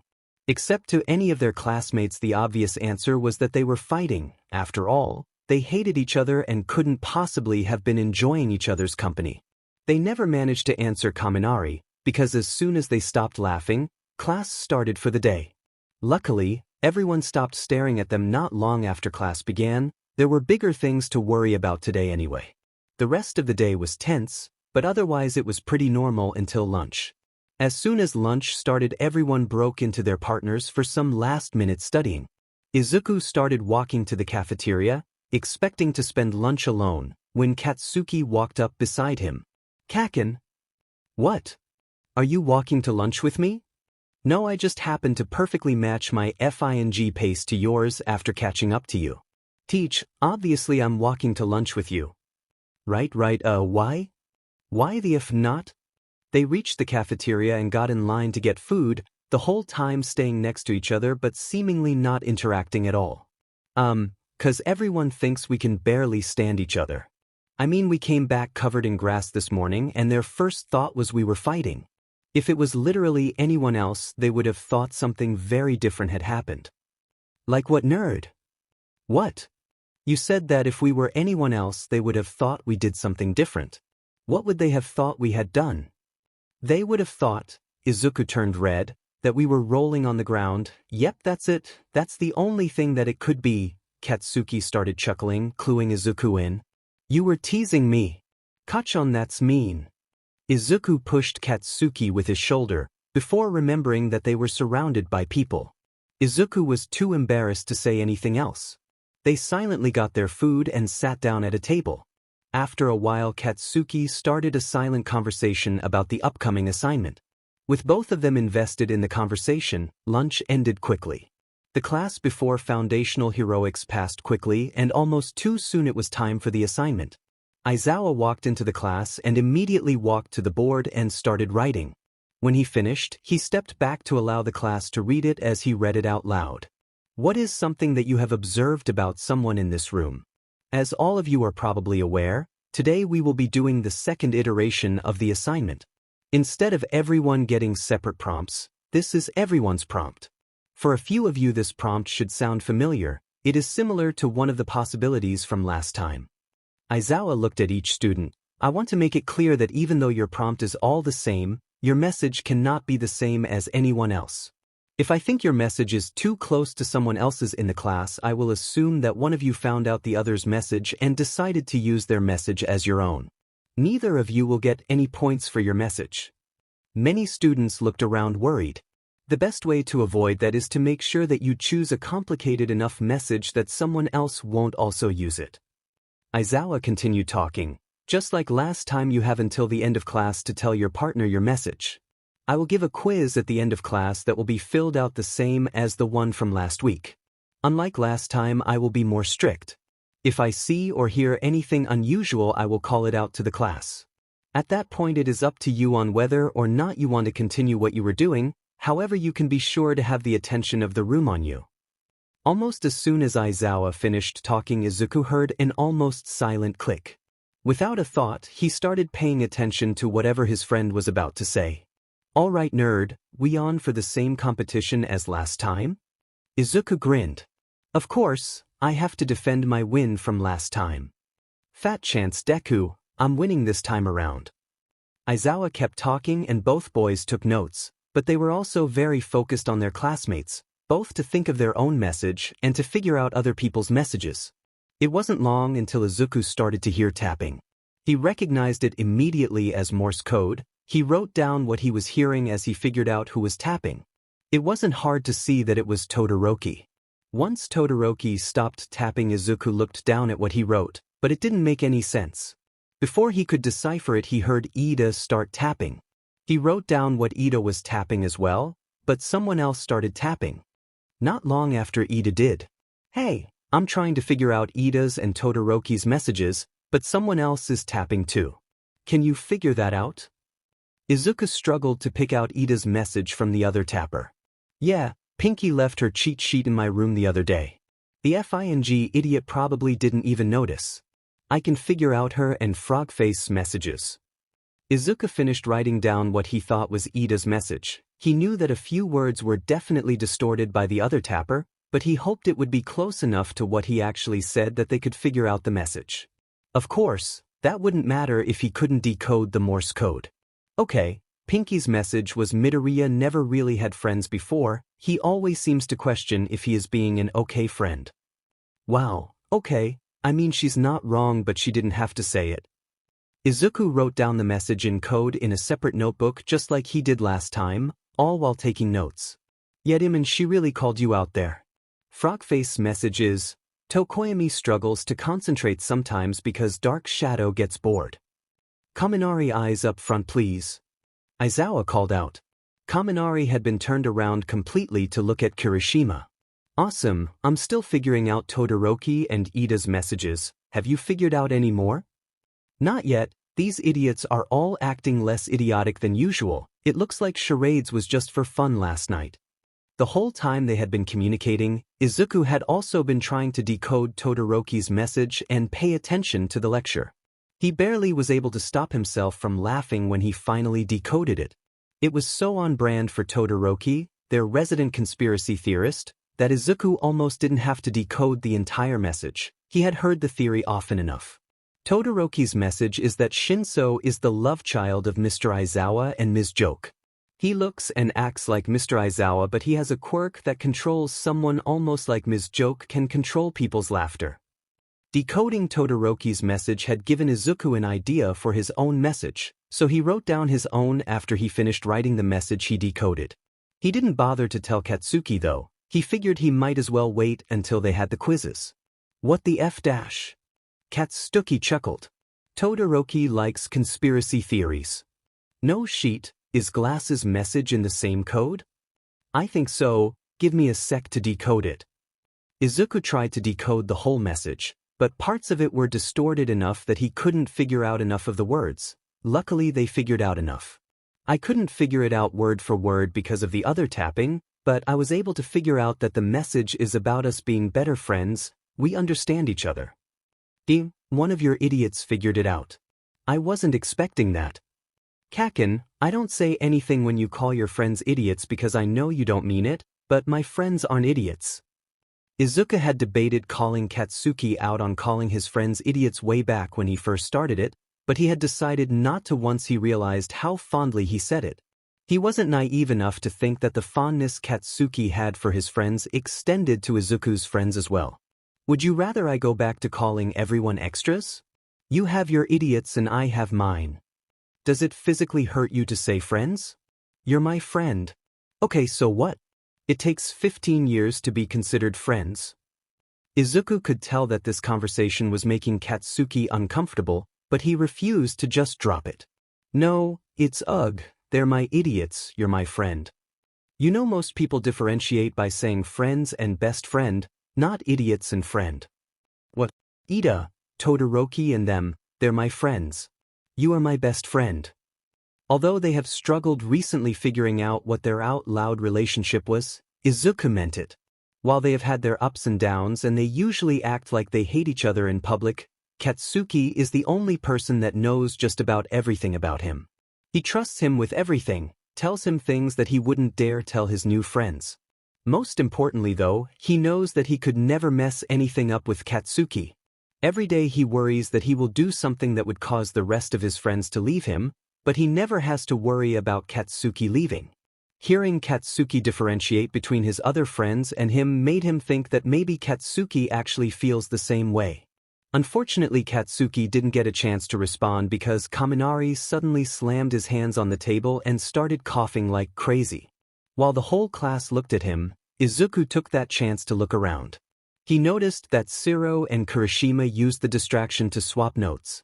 I can't see the notes, but Kirishima and Shiro swapped papers when Kaminari started coughing. DMN. Shinso, is there a reason that your hands are moving like that? Aizawa interrupted his lecture to call out the boy who was signing to Kuda. No reason. Shinso responded cheerily, without stopping his motions. As the whole class watched, Kuda started moving his hands as well. Wow, Kuda and Shinso are using American Sign Language this time. You know ASL? Yeah. Izuku was confused about why Katsuki was surprised. They had already gone over that Izuku had a language phase. What the F dash? First Spanish, now ASL, how many FING languages do you know? 6. Japanese, English, Spanish, French, JSL, and ASL. What the F dash? Katsuki didn't bother to hide that he was shaking his head. What are their messages then? Shinsu's message is, Kaminari brings attention to himself to hide that he is actually really frustrated with how his quirk affects his brain. When no one is watching, he lets his frustration show. Could his message is Zero actually really hates being called tape face because he is insecure that he is so plain. Makes a face whenever Bakugo calls him that, but he doesn't say anything because he is insecure about his position in their friend group. How the F do your idiots know my idiots more than me? What the F dash? How did I miss that? Izuku pretended not to notice how hurt Katsuki was by that. Kaken, they both hide it well, especially from you. What do you mean, especially from me? I'm usually really effing observant. I know they know that. They specifically are hiding this from you, not as much from the rest of the class. Wait, did you know? No, but now that I'm thinking about it, it makes sense. He hadn't paid much attention to Katsuki's friends. But looking back, Zero always did barely flinch when Katsuki called him tape face. Izuku always thought that it might have had something to do with Katsuki's loud volume, but thinking about it, the rest of his friends are just as loud and he never saw Zero flinch from them. Also, looking at Kaminari from that point of view really did explain a lot. Demon, what the F dash? Before they could discuss anything else, Kirishima made a big show of picking up his pencil, accidentally slamming his hardened head into his desk. Izuku looked around to see Aoyama and Kaminari swapping notes. However, Izuku was too far away to see what they said. As that was happening, Dark Shadow shot out from Tokoyami over to Satu, before swapping a note and returning to Tokoyami. Their method of passing notes might have worked well, it was so quick, but Dark Shadow didn't pay much attention to how she was holding the notes, accidentally holding them so that the writing was visible. Unfortunately, it was so quick that Izuku couldn't make out much. Tokoyami's message has something to do with Kirishima and darkness. Of course it is, edgy as F as usual. Yeah, I saw Sata's note too, but I couldn't really read it. His handwriting was a mess, but I think it said something about Uraraka and again. F dash, well, we can at least get partial credit from those. The lecture continued, but there wasn't much else happening. After a few minutes, Izuku decided to take matters into his own hands. Kaken, I'm gonna do the same thing I did last time. Look around and see if you can read anyone's notes. That's gonna be suspicious as F dash. Besides, how will you sneezing help me see any better? No one has any idea how we get our messages to each other, so when I do the same thing as last time, they will be watching our every move. I noticed it when Kirishima made a scene. Everyone was so focused on watching him, they didn't think to hide what was on their desk. If we don't make it obvious we are looking, we could probably figure out a lot of people's messages. That is assuming that they just leave their notes on their desk. I know I call them idiots, but they aren't that stupid. I wouldn't call it stupid, they need to keep the message on hand so that they can write it on the quiz once they get it. No one is going to waste their time memorizing the messages. Izuku didn't wait for Katsuki's response before getting up and making his way to the tissues. As he expected, the entire class was watching him like a hawk. Aizawa had even stopped lecturing to watch him. As soon as he got to the tissues, he started sneezing. About a minute after he started, he finally stopped and took his time walking to the trash can. As he walked, he was able to get a good view of Hagakure and Ojiro's notes to each other, as well as a partial view of Kaminari's note on Aoyama's desk. Once he was back in his own seat, he wrote the messages down before he could forget them. Tape FA, Zero's note is, Midoriya is not stressed about the assignment at all. He hasn't started muttering once. Shitty hairs is something about ears having a song stuck in her head. Ears is about how clothes fidgets a lot.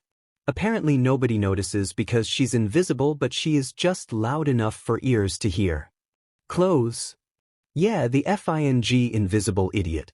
All you can see are her FNG clothes. Okay, I guess, is that everyone you figured out? No, Octo Arm's message has something to do with Pinky learning by talking. And Sparkle's message is about Tail being uncomfortable. Awesome, I figured out Hagakure and Ojiro's messages and part of Kaminari's message. There are 10 minutes of class left, just like you did last time. Fill out the quiz and write all the messages on the back. Aizawa handed out the quizzes. Just like last time, both Izuku and Katsuki rushed to fill out the front and then moved to the back. Sheet. Neither of us came up with messages. I have one. Mr. Aizawa is Shinsu's adopted dad. Shinso overdid his quirk this morning while training and has a headache. Aizawa is more worried about him than he would be about any of the rest of us. Shinso has also mentioned that he is adopted and seems closer to present Mike and Mr. Aizawa than a normal student would be. Are you sure that you want that to be your message after last time? Yeah, I'm pretty sure it's true, and I think Shinso and I are pretty good friends, so I don't think he would mind me knowing. Besides, the only other things I can think of without someone. Quick, what is your message? Katsuki looked around quickly. Almost immediately his eyes landed on Kirishima. The raid a few weeks ago made Kirishima homesick. He is constantly looking out the window while messing with the wristband his moms gave him. The girl that was rescued reminds him of his little sister. Izuku didn't have time to react to that, but he couldn't help but worry about Kirishima. That raid affected all of them, but he didn't realize that Kirishima was affected enough for Katsuki to mention it. Shaking his head, he brought himself back to focus and started writing. After they both quickly wrote down both of their messages, Izuku went through the list he had written of all of their classmates' messages. Just like he had done before, Izuku translated each message and told Katsuki the message so they could both write it down on the quiz. Izuku looked over the messages before he turned it in, and he noticed a couple things. They had managed to figure out at least part of almost every person's message in their class. Somehow they only didn't get Uraraka and Yayarosa's messages. He also noticed that he was actually in quite a few people's observations, and he wasn't sure what he thought about that. As he turned in, he quickly counted how many he figured out. Kaken, I won again. Izuku grinned. No way, shitty Deku. Yes, I did. I figured out 9, you only figured out 7. Demenit. Aizawa wasn't expecting to figure out exactly how Bakugo and Midoriya were communicating, but he had hoped to at least figure out something. As he sat to write down all his observations, he again had nothing to write down for his problem duo. Although, surprisingly, he didn't have much to write down at all. In fact, he hadn't managed to figure out a single full message. The closest he got to a full message was the notes he saw being passed between Hagakure and Ojiro, but while he had seen most of the note, he hadn't seen the full thing. He also saw parts of Aoyama, Kaminari, Shuji and Jiraiya's messages, but it was even less than Hagakure and Ojiro. Other than that, he heard tapping from Ashido, Azui, Todoroki, and Ida, but he hadn't figured out the messages. For a large chunk of the class, he didn't have anything. He did see Shinso and Kuda moving their hands, but he didn't recognize what it meant at all. He wouldn't admit it to anyone, but Aizawa was actually really proud of his students. He wrote what little bit he had figured out down, and then went on to grading. As he made his way through the quizzes, he became more and more concerned for his students, as well as annoyed at himself. This had little to do with the scores. A good chunk of the class had done pretty well. Majority of them improved their scores, probably not as much as they would have liked, but at least they improved. There were a few students that did worse this time around, but the majority of them had good scores to begin with, so Aizawa didn't worry about them. What concerned him was some of the messages, one of which related directly to the lowest score in the class. He had asked his students to observe each other, and he wasn't sure that he was happy with what they realized. It wasn't that he thought his students didn't do a good job. Many of the observations were accurate and went beyond surface level. He was upset that he hadn't made these same observations. Reading Uraraka's message really put Sada's low score in perspective. Her message was, Sada had a bit too much sugar at lunch, he almost broke his pencil and hasn't written much in his notes. Aizawa hadn't noticed it, but looking at Sada's quiz, it was apparent that Uraraka was correct. He barely wrote anything, and what he did write was barely legible. Honestly, it was impressive that he managed to get any points in that state, but he did get the lowest score in the class this time around, a meager 10 points. Luckily, he could go by his first score, which was a whole 34 points higher. This meant that he had the 6th lowest score instead of the actual lowest, but it was worrying. At this point in the school year, Aizawa knew Sada well enough to know that he wouldn't purposefully eat too much sugar before an important assignment, which means that it truly was an accident. If that's the case, how often does this happen? Does Sada regularly struggle in afternoon classes because of his sugar intake at lunch? Aizawa pulled out another piece of paper and made a note on it to talk to Satu about it, and then he went through the rest of the assignments, looking more closely at their messages to see if he needed to speak to more students. Unfortunately, Satu wasn't the only one. Shuji noticed that Ashido learns by repeating everything. If that is the case, then that is probably why she is always either whispering during class or not paying attention. Jiraiya noticed that Hagakure fidgets a lot, which means that she could probably benefit from some sort of fidget device, although truthfully, so could most of the class. He hadn't noticed Hagakure fidget at all. She obviously took advantage of her invisibility to hide it, but he had noticed many other students fidget quite a bit. Shinso figured out that Kaminari struggles with how his quirk affects his brain. It actually wasn't surprising that Shinso noticed that one, or that Kaminari's quirk affected his brain. Aizawa had actually been meaning to talk to Kaminari about it for a while, but he hadn't been able to yet, and Shinso seemed to pay close attention to Kaminari. Yaoyorozu noticed that Dark Shadow acts out when Tokoyami is stressed, while Azui noticed that Dark Shadow acts out when she is bored. Aizawa was really upset that he didn't notice that. If that was true, then Tokoyami must spend a lot of his time in class just trying to get Dark Shadow to not act out. Aoyama's message said that Ojiro's tail doesn't fit comfortably in his chair, which seems obvious in hindsight. The desks were made to be as inclusive as possible, but even then, there is no way to account for every quirk. Ojiro's message about Aoyama was concerning, but he hoped that it wasn't something major. He said that Aoyama was hiding something behind his smile, and honestly, Aizawa saw it. For all that Aoyama sparkled, his eyes weren't as bright. Hagakure brought up that Shuji hunched over a lot to allow the people behind him to see. It was probably the most obvious observation, and his biggest oversight. Every class was seated in order, without any regard for the students' heights. Shuji is the tallest in the class, and he has extra limbs that make him bulkier than most people, but he is sitting in front of one of the shortest people in the class. Bakugo's message about Kirishima being upset after the raid really worried Aizawa. He had been paying close attention to the students that were a part of the raid. He would be a negligent teacher if he didn't, and he had noticed that Kirishima was still struggling a bit from the raid. All the students were. But he hadn't noticed exactly why Kirishima was struggling.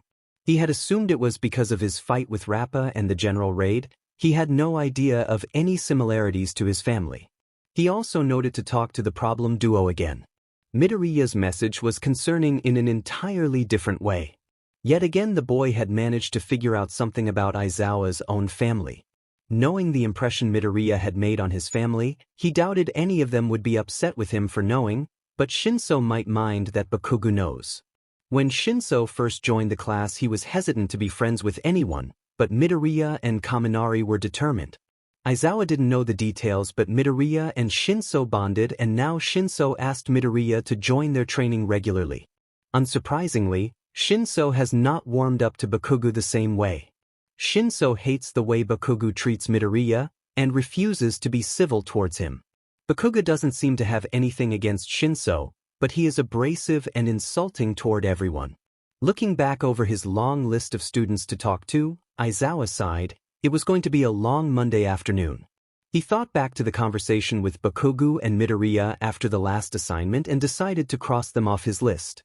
Instead, he wrote a message on their quizzes, reminding them of their conversation about how dangerous information about heroes' families can be. Ideally, he would have gotten confirmation from them that they would keep the information private, but he didn't have the time. Besides, it seemed that they were better at keeping secrets than anyone would have thought. As Aizawa finished his grading, he looked back over the problem duo's quizzes. The amount of writing on the back was honestly impressive. They had figured out less complete messages than last time, but they had some information from almost all of their classmates, and none of their classmates had any information from them. It was scary how identical their papers were. It really showed how exact their way of communicating was. Even the guesses and partial messages were phrased the same. There wasn't a single word that was different on the page. He was going to look over the quizzes again, just to make sure that he had identified all of the worrying messages when he got a glimpse of the time. Instead of looking through the quizzes, he sighed and began to pack up. Every Friday afternoon/evening they had a teacher meeting. This meeting was usually really boring, Every teacher in the school was required to attend, and the majority of the meeting was just Nedzu explaining any changes that occurred in the past week that would affect everyone.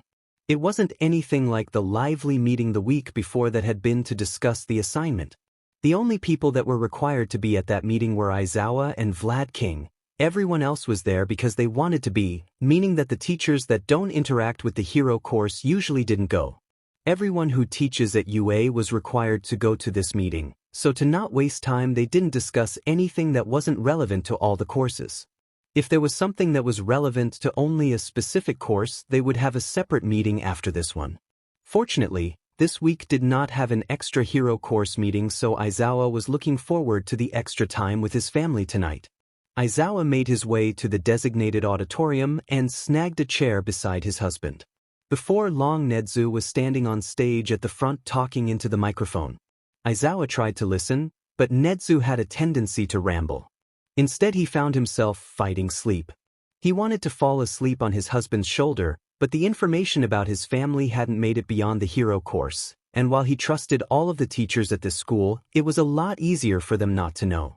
Aizawa continued to fight off sleep as Nedzu rambled until he heard Nedzu say something that caught his attention. Now, as we wrap up this meeting, I would like to take a few minutes to start a new tradition. Although we are one school, I find that we do not act like it. Each course is barely connected to each other.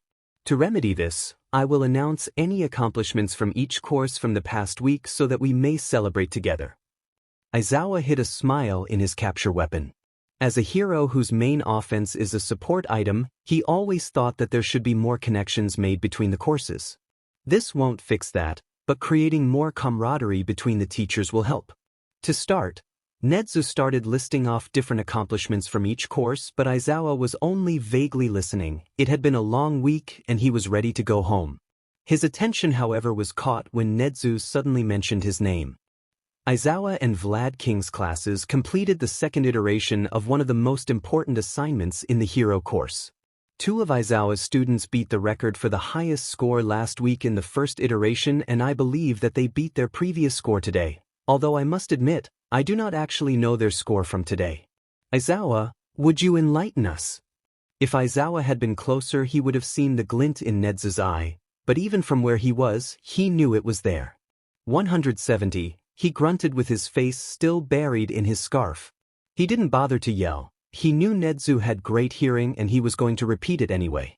170. Their score last week was 165, and the previous record that had been made after multiple iterations was only 134. Incredible, I wish I knew how they did it. Well, that is the end of our meeting today. Have a great weekend. Nedzu grinned as no one moved. Aizawa groaned as whispers broke out among the teachers. By implying that even he was stumped by something, Nedzu had made sure that the whole room was intrigued. What kind of assignment was it? A teacher spoke up from the back. Nedzu's grin widened. It was a communication assignment. Each student had to get a message to their partner without anyone else figuring it out. They were graded on how well they received their partner's message and transmitted their message. They also gained points based on what messages they were able to intercept and lost points for people intercepting their message. PSH, isn't it a requirement to be a teacher to notice when your students are communicating right in front of you? What could two students possibly be doing that you can't see? Aizawa is probably just playing favorites. A teacher from the business course got up to speak and then started moving toward the exit. Some other teachers from the business course and the general course started to follow, but before any of them made it far, Nedzu said something that stopped them in their tracks. Playing favorites wouldn't be rational, so that is unlikely. Additionally, I can confirm that they did deserve their scores from the first iteration. We watched a recording of the class last week, and I have seen it many times since, and I am flummoxed. Truthfully, I am rather excited to watch today's class to see if I can come up with any more insight. Nedzu stood at the front silently, as if he was waiting for something for a long moment. The teachers that had started to leave sat down, but Nedzu continued to wait. Aizawa was pretty sure that he was waiting for, so he pulled out Bakugo's paper and turned to his husband. Nedzu is going to want to pull up the footage now. He pointed to where Midoriya's message was written on the paper. I can come up with an excuse if I need to. He wasn't worried about the majority of the message. When Shinso had transferred to the hero course, Aizawa had disclosed their connection to make sure that there would be no accusations of favoritism later. However, the last part of the message implied his connection to Present Mike, which wasn't public knowledge. Present Mike looked over the message in question. Why does the little listener have to be so dang observant? He sighed and looked his husband in the eye. Sho, you know that I would scream it from the rooftops if I could. I trust everyone here. I don't mind if you don't. Aizawa smiled softly into his capture weapon as he turned his attention back to where Nedzu was still waiting on stage. Finally, a general course teacher yelled out, "Just play the video already." Well, if you insist, Aizawa, do you have any objections? Nedzu was grinning way too much for this to have not been his plan all along. Aizawa just sighed and made his way up to the front with Bakugo's paper. He knew that Nedzu would request it anyway. Nedzu pulled up the video and got the projector ready to pull up Bakugo's quiz while speaking. Before we begin, I will explain the assignment and how it was graded a little bit more. Last week the students all chose partners. They were tasked today with transmitting a message to their partner without anyone else figuring it out. The message had to be based on their prompt, although I don't see a prompt written on this quiz like it was last time. Nedzu looked at Aizawa. Everyone had the same prompt this time. They were told to observe something about someone in the room. Aizawa grunted before making his way back to his seat. Ah, interesting. Nedzu said almost to himself, although it was picked up by the microphone that he had been speaking into. At the end of class, each student has to fill out a quiz. The front is a pretty standard quiz about what had been covered during the lesson. The student is graded on this and can get up to 90 points for it. On the back, they first write down their message and their partner's message. They are awarded up to 5 points based on how accurately the message they received matches what was transmitted, and up to another 5 points according to how accurately their partner received the message they transmitted. Finally, they write down any other messages that they figured out, even partially. These are given point values similar to how the partner messages were, with an exact message being worth 5 points while less accurate messages would be worth less. Those point values are then added to that student's score and subtracted from the score of the student who transmitted it. For extra points, each student's message is evaluated for complexity and they can earn up to 5 points extra for having a complicated message. Nedzu looked around the room for a moment before pulling up Bakugo's quiz. Now the students in question are Bakugo and Midoriya. Nedzu zoomed in on the two of them in the not yet started video. Wait, aren't those the two students that fought in Ground Beta? The two that are infamous for hating each other. A business course teacher yelled out as many teachers looked around and whispered in confusion. The duo's fight was infamous for all the headaches it had caused. Yes, that is a part of the reason for our confusion. Nedzu zoomed back out of the video. Having wasted enough time already, Nedzu hit play. Just like last time, both boys looked as though they were paying full attention to the lecture. A few minutes into class, however, Midoriya pulled out his second notebook, the one that he writes in code. What is he writing? Someone asked. Aizawa didn't bother to see who, he was more focused on watching the video. He did the same thing last time. We believe that he is writing his classmates' messages in some kind of code. Nedzu responded without looking away from the video. After Midoriya finished writing, he studied what he had written. It looked almost as though he was trying to decipher his own writing. The heroes all understood why they had heard Todoroki tapping and had attempted to decode the Morse code just like Aizawa had attempted during class. They had all been required to learn standard Morse code before they graduated. However, it wasn't standard Morse code. They had changed it to make it less obvious. As all the teachers watched, Midoriya wrote another message, this one tapped out by Ida. He kept taking notes on the lecture, but he kept staring at the page. Suddenly he wrote out 2 more messages, but these 2 messages were written out quickly, not slowly like the ones before where he was having to translate it from Morse code. He wrote the messages as though someone was telling them directly to him. Aizawa would have assumed that the 2 new messages were just the decoded messages from before, except he had also heard the other tapping, and Midoriya was still staring at Todoroki and Ida's messages. It was also interesting to watch Midoriya's face as he wrote one of the messages. For a split second, he looked almost offended. Aizawa glanced at the messages on the back of Bakugo's quiz. Based on Midoriya's reaction, he had probably just written down Ishido's message. Not long after that, Midoriya was shaking. He was smiling as he wrote down the next message, obviously holding back laughter. On the opposite page in his notebook, he quickly scribbled out another message before going back to the page where he had the rest of the messages. Midoriya kept a small smile on his face as Bakugo chuckled, and Aizawa smiled softly with them. Aizawa wouldn't admit it to anyone, but he was awfully fond of this class, and it was nice to see his problem duo getting along, even if it was just quietly laughing in class. Barely a minute later, both of their faces fell. They went from being lighthearted to serious in an instant. Bakugo started looking a bit uncomfortable, but there still was no indication of how they were communicating, even though it was obvious that they were communicating in some way. As Kaminari made a ruckus and started coughing, Aizawa kept his eyes on the problem duo. But they didn't do anything interesting. He did notice though that Midoriya had the same very reflective water bottle on his desk as he did during the assignment last week. When Shinso was called out for his hand motions, Midoriya didn't take his eyes off of it, and then he wrote down what Aizawa assumed was Shinso's message. Aizawa kept his face buried in his capture weapon to hide his proud grin at his student's ingenuity, using his water bottle as a mirror. American Sign Language, really? Aizawa heard his husband say under his breath. Aizawa was a little less impressed with his son. He had hoped that Shinso and Kuda had made up their own version of sign language. However, it now made more sense that Midoriya knew it. He had no idea Midoriya knew ASL, but it made more sense than him knowing a language made up by his classmates. After Midoriya finished writing, Aizawa's attention was drawn to Bakugo. He looked annoyed and surprisingly hurt. Looking back at the quiz and at Kuda and Shinso's messages, it made more sense. Their messages had been about his friends. The commotion caused by Kirishima and Dark Shadow's quick trip across the room showed how more messages were exchanged, but there was still nothing that explained how the duo were communicating. At least until Midoriya got up, walked to the front of the class, and sneezed over and over again.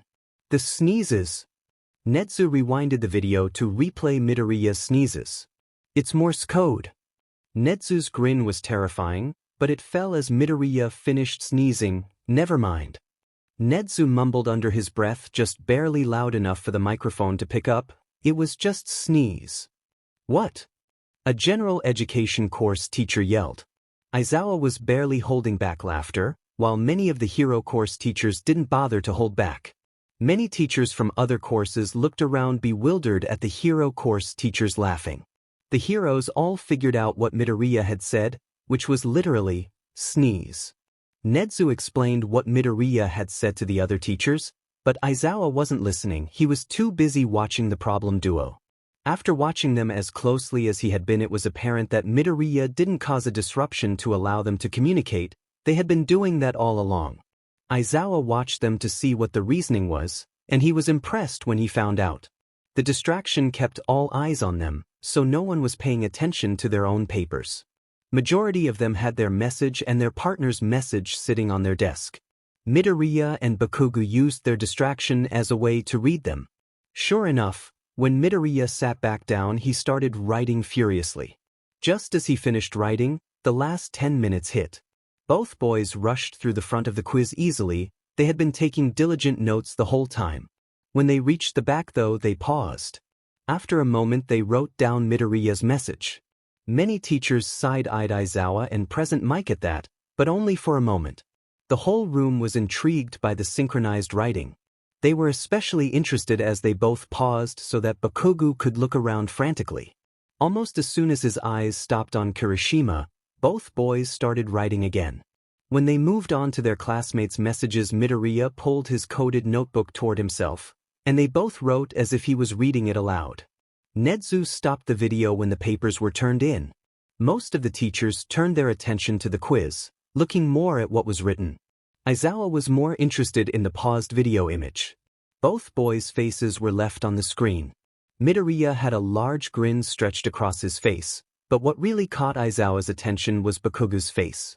To most of the teachers in the room it would look like he is annoyed, but Aizawa knew him well enough to see something different in his eyes. If he didn't know any better, he would swear it was fondness. Whatever it was, It was unmistakably directed at Midoriya. They're telepathic, that's the only explanation.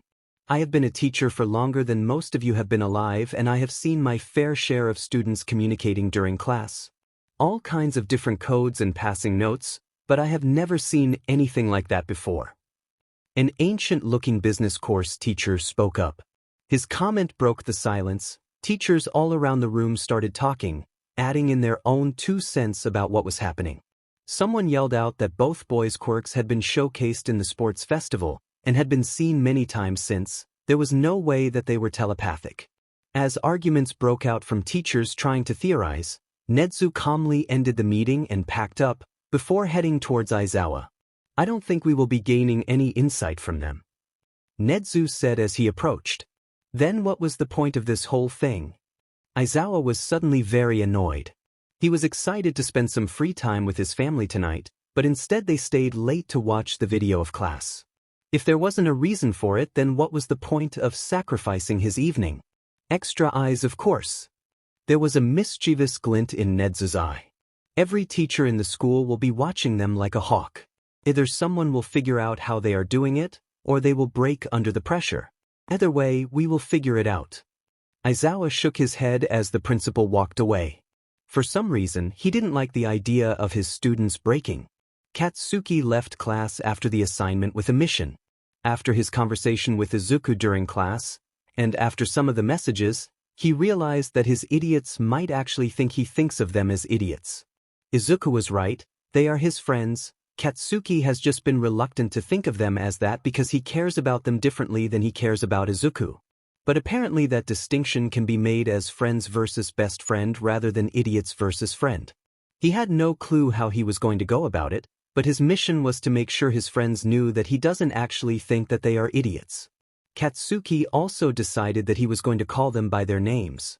Nicknames had always been his thing.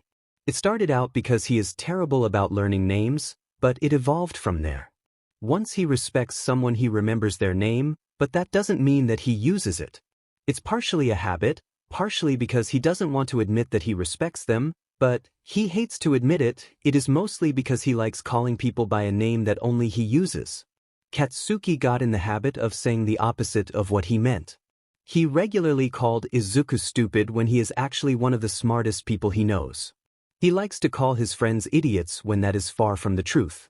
He always assumed that people knew what he meant, but they had no reason to. He and Izuku had been friends for years and they have talked about it extensively, but somehow Katsuki assumed that everyone knew him as well as Izuku does. He likes having his nicknames for his friends, but if they don't like them or are insulted by them, he won't use them. Katsuki was enough of a bully all through elementary and middle school. He doesn't need to be a bully now. With that in mind, Katsuki left class to find his friends. Entering the dorm, it wasn't hard to locate his friends. They are often found in the common room, and they are far from quiet.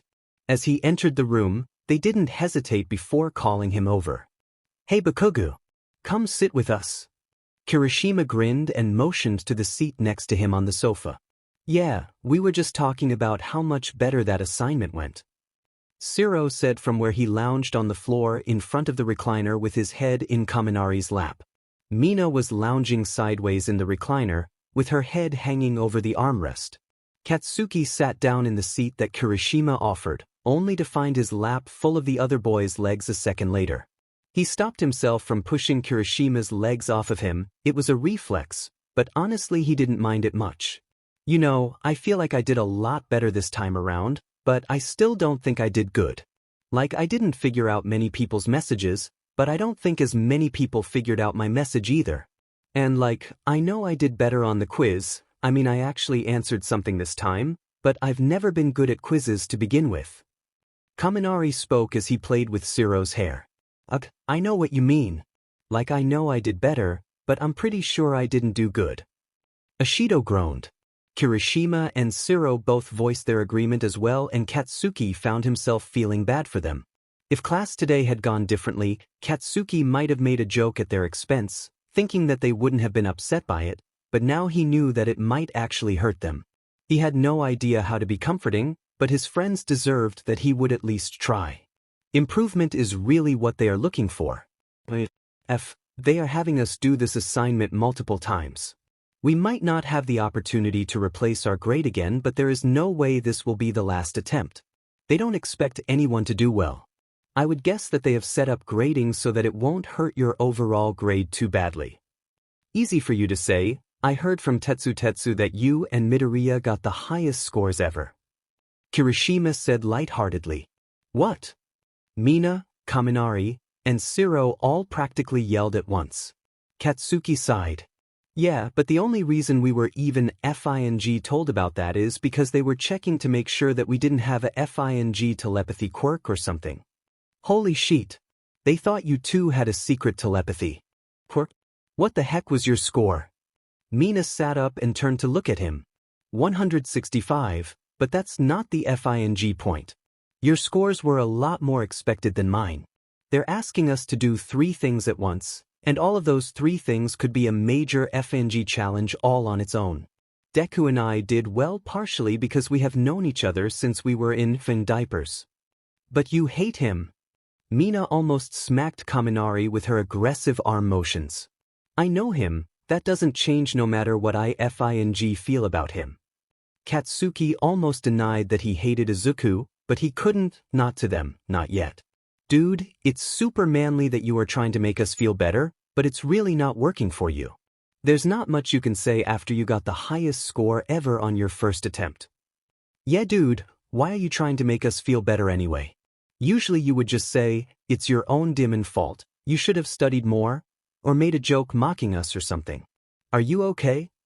Katsuki immediately felt guilty.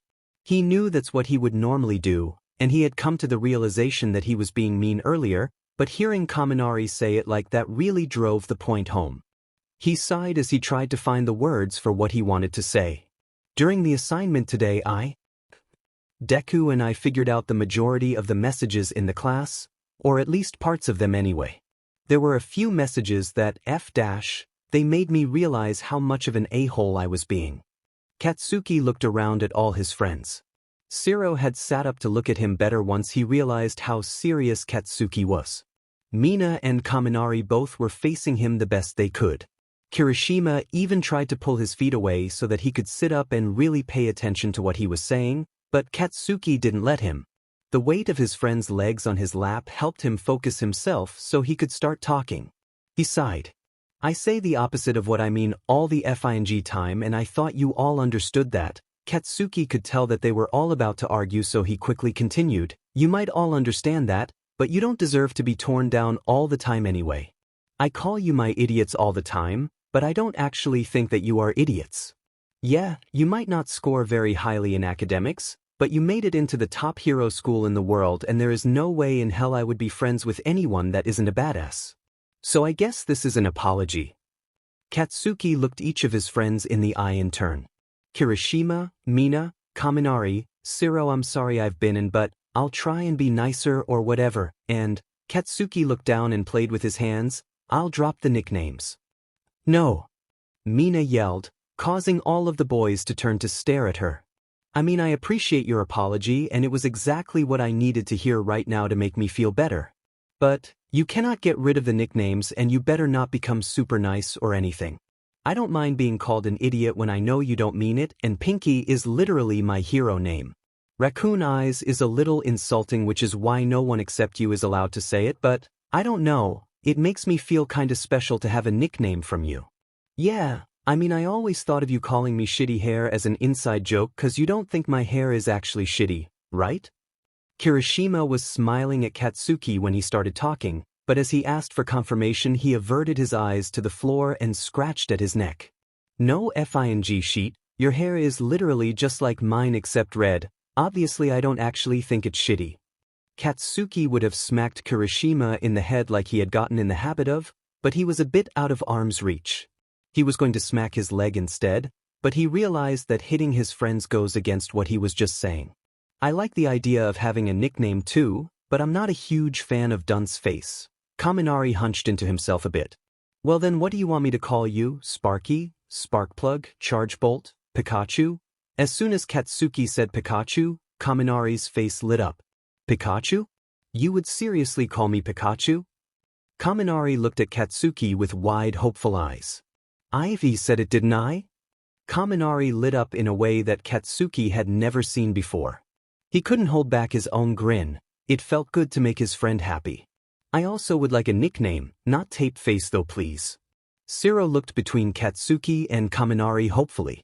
Office supplies, Scotch tape, elbows, Tape Man, Flex Tape, Daft Punk, Tape Punk, Cellophane. Katsuki threw his hand up. Any of these sounding good? Daft Punk, Tape Punk. What? Shiro looked so confused. Your hero costume helmet looks like Daft Punk. Your quirk is tape. It's not that hard to understand. Katsuki deadpanned. He really didn't see what was confusing about it. Shiro looked up Daft Punk on his phone. Holy shit, I never realized. My helmet does look like one of the guys in Daft Punk. Holy shit. Shiro grinned. Tape Punk sounds awesome. Katsuki rolled his eyes at Shiro's enthusiasm but couldn't hold back his grin. Wait, you have nicknames for all of us, so we should have a nickname for you. I vote Blasty. Mina clapped her hands in excitement. Blasty? Really? Katsuki wasn't sure how he felt about the nickname, but when he looked at all of his friends' faces, he saw them looking at him with wide, hopeful eyes and expectant smiles, and he couldn't help but to cave. Fine, you can call me Blasty. His friends all started cheering and he couldn't help but smile along with them. Okay. Now that that's all settled and you made us all feel better, let's go back to the important topic. How the heck did you and Midoriya get the highest scores ever? Mina was a little louder than she probably needed to be, which was pretty normal for her. Except she managed to time it perfectly when Yuzuku, Uraraka, and Ida walked into the room. What? You got the highest score ever. Uraraka shrieked while turning to face Izuku. Izuku looked around the room frantically before his eyes landed on Katsuki. You told them? Hell no. The metal extra from the other class told Shitty Hair. Shoot, why didn't we realize this would happen? I knew Kirishima is friends with Tetsu. It doesn't FNG matter anymore. I thought I got them to F off about it when I told them we've known each other since we were in diapers, but obviously effing not. Izuku turned back to his friends, only to find all of them staring at him. He scratched the back of his neck. Yeah, Kakin and I have known each other since we were babies. Izuku shrugged. We had a bit of an advantage. A bit of an advantage, a bit. A bit of an advantage doesn't explain getting a score of 165. Mina fell back into the chair dramatically. 165. I thought my score of 101 was impressive. I must admit, I had a hunch that you and Bakugo are closer than any of us realized, but this is far beyond what I expected. Ida looked between the two boys in question. Katsuki stood up so he could see everyone he was talking to. Alright, listen up fuckers. Deku and I have known each other for effing years. Regardless of how close we are or whatever, we FING understand each other. Also, that fucker is way too good with languages and none of you are exactly subtle about your DMN messages. Hey, I thought I did good today. Uraraka pouted. Congrats, Pink Cheeks, you and Ponytail were the only two whose messages we didn't know shit about today. Katsuki deadpanned. He was done with emotions after the conversation he had just had with his friends. Kaminari waved his hands between Katsuki and Izuku.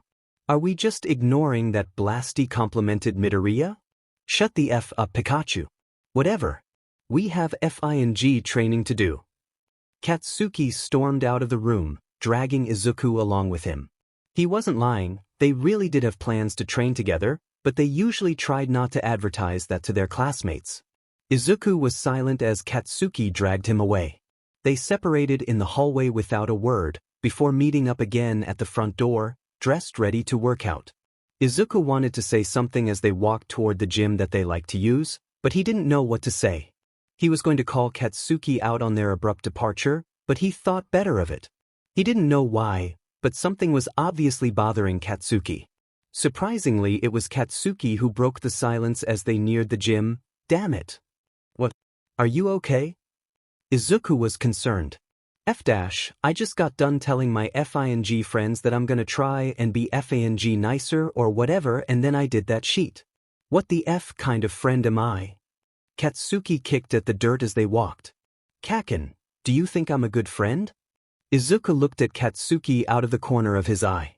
What the F kind of question is that? Of course you're a good friend. Hell, you put up with my shit for all these years and you've managed to befriend our whole DMN class. But I've lashed out like that before. Izuku continued to look ahead instead of directly at Katsuki.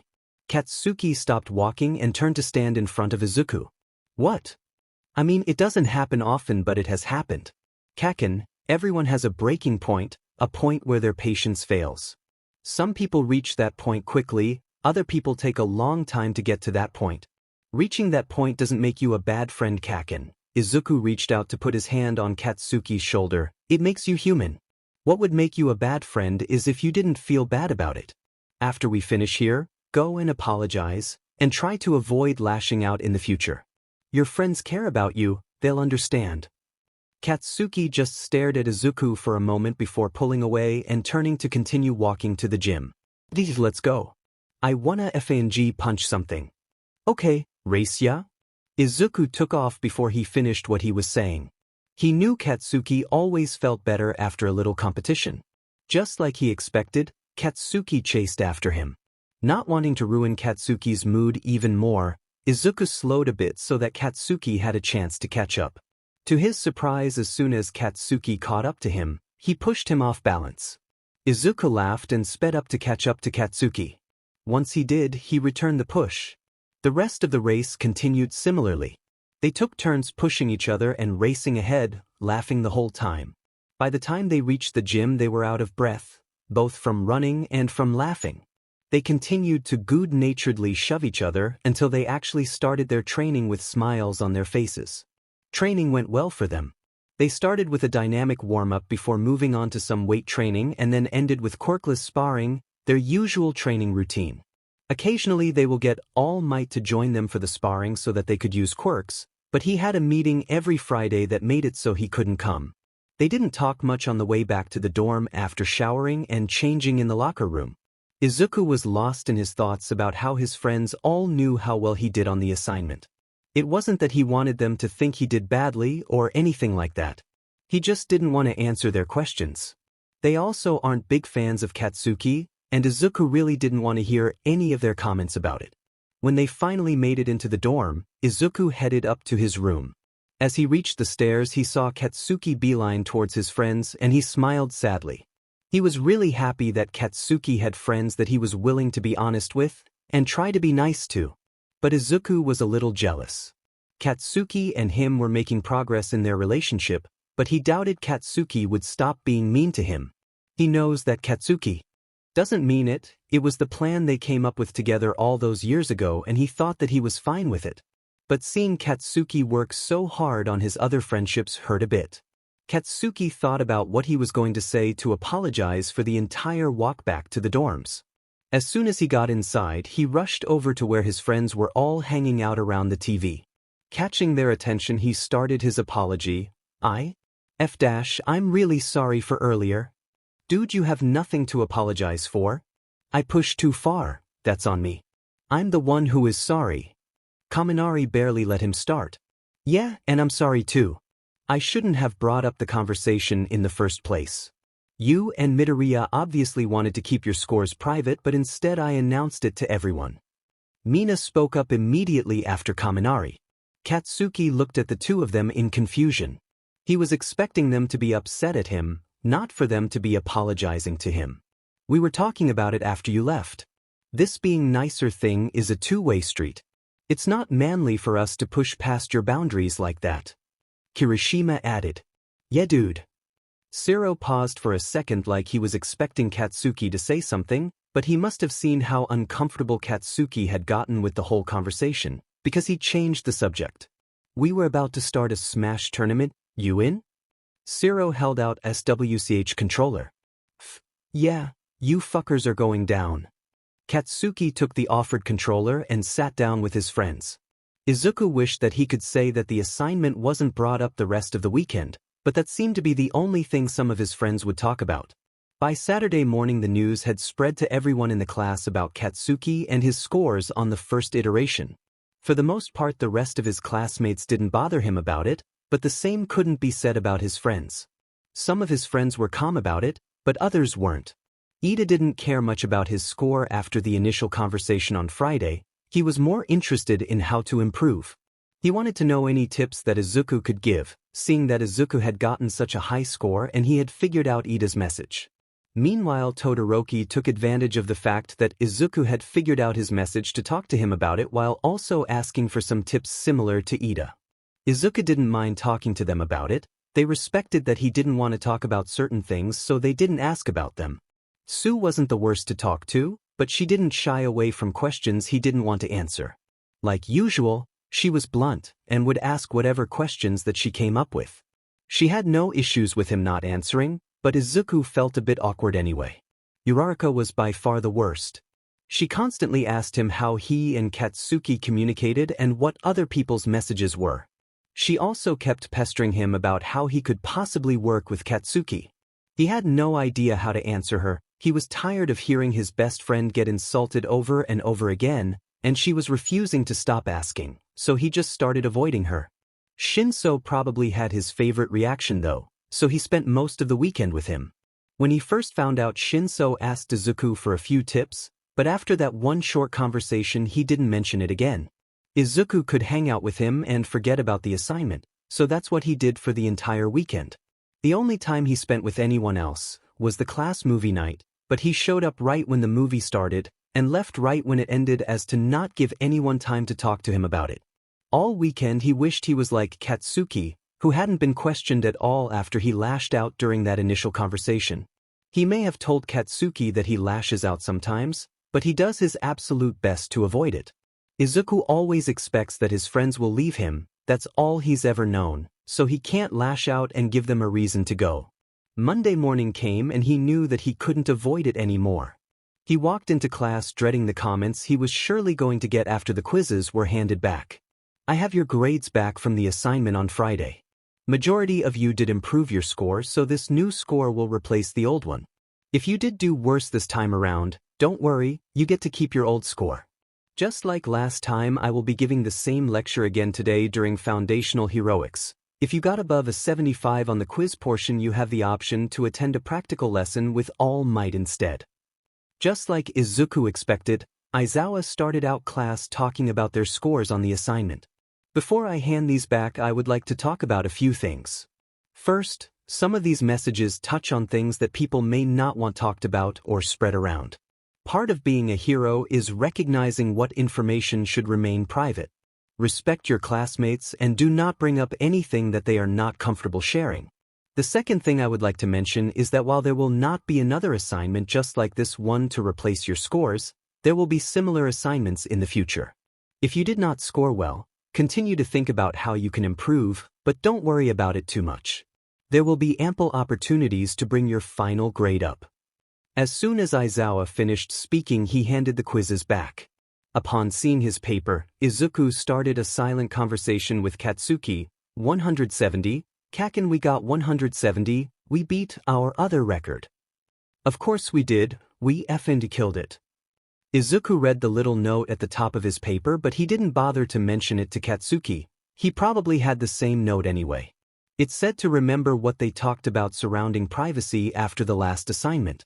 With that reminder plus the reminder before he handed out the papers, it was obvious that Aizawa was worried about information being spread. After Aizawa finished handing out the papers, he crawled into his sleeping bag for a nap. The class was used to that by now. They knew that as long as they weren't too loud, they could talk and hang out until the end of the class PRD.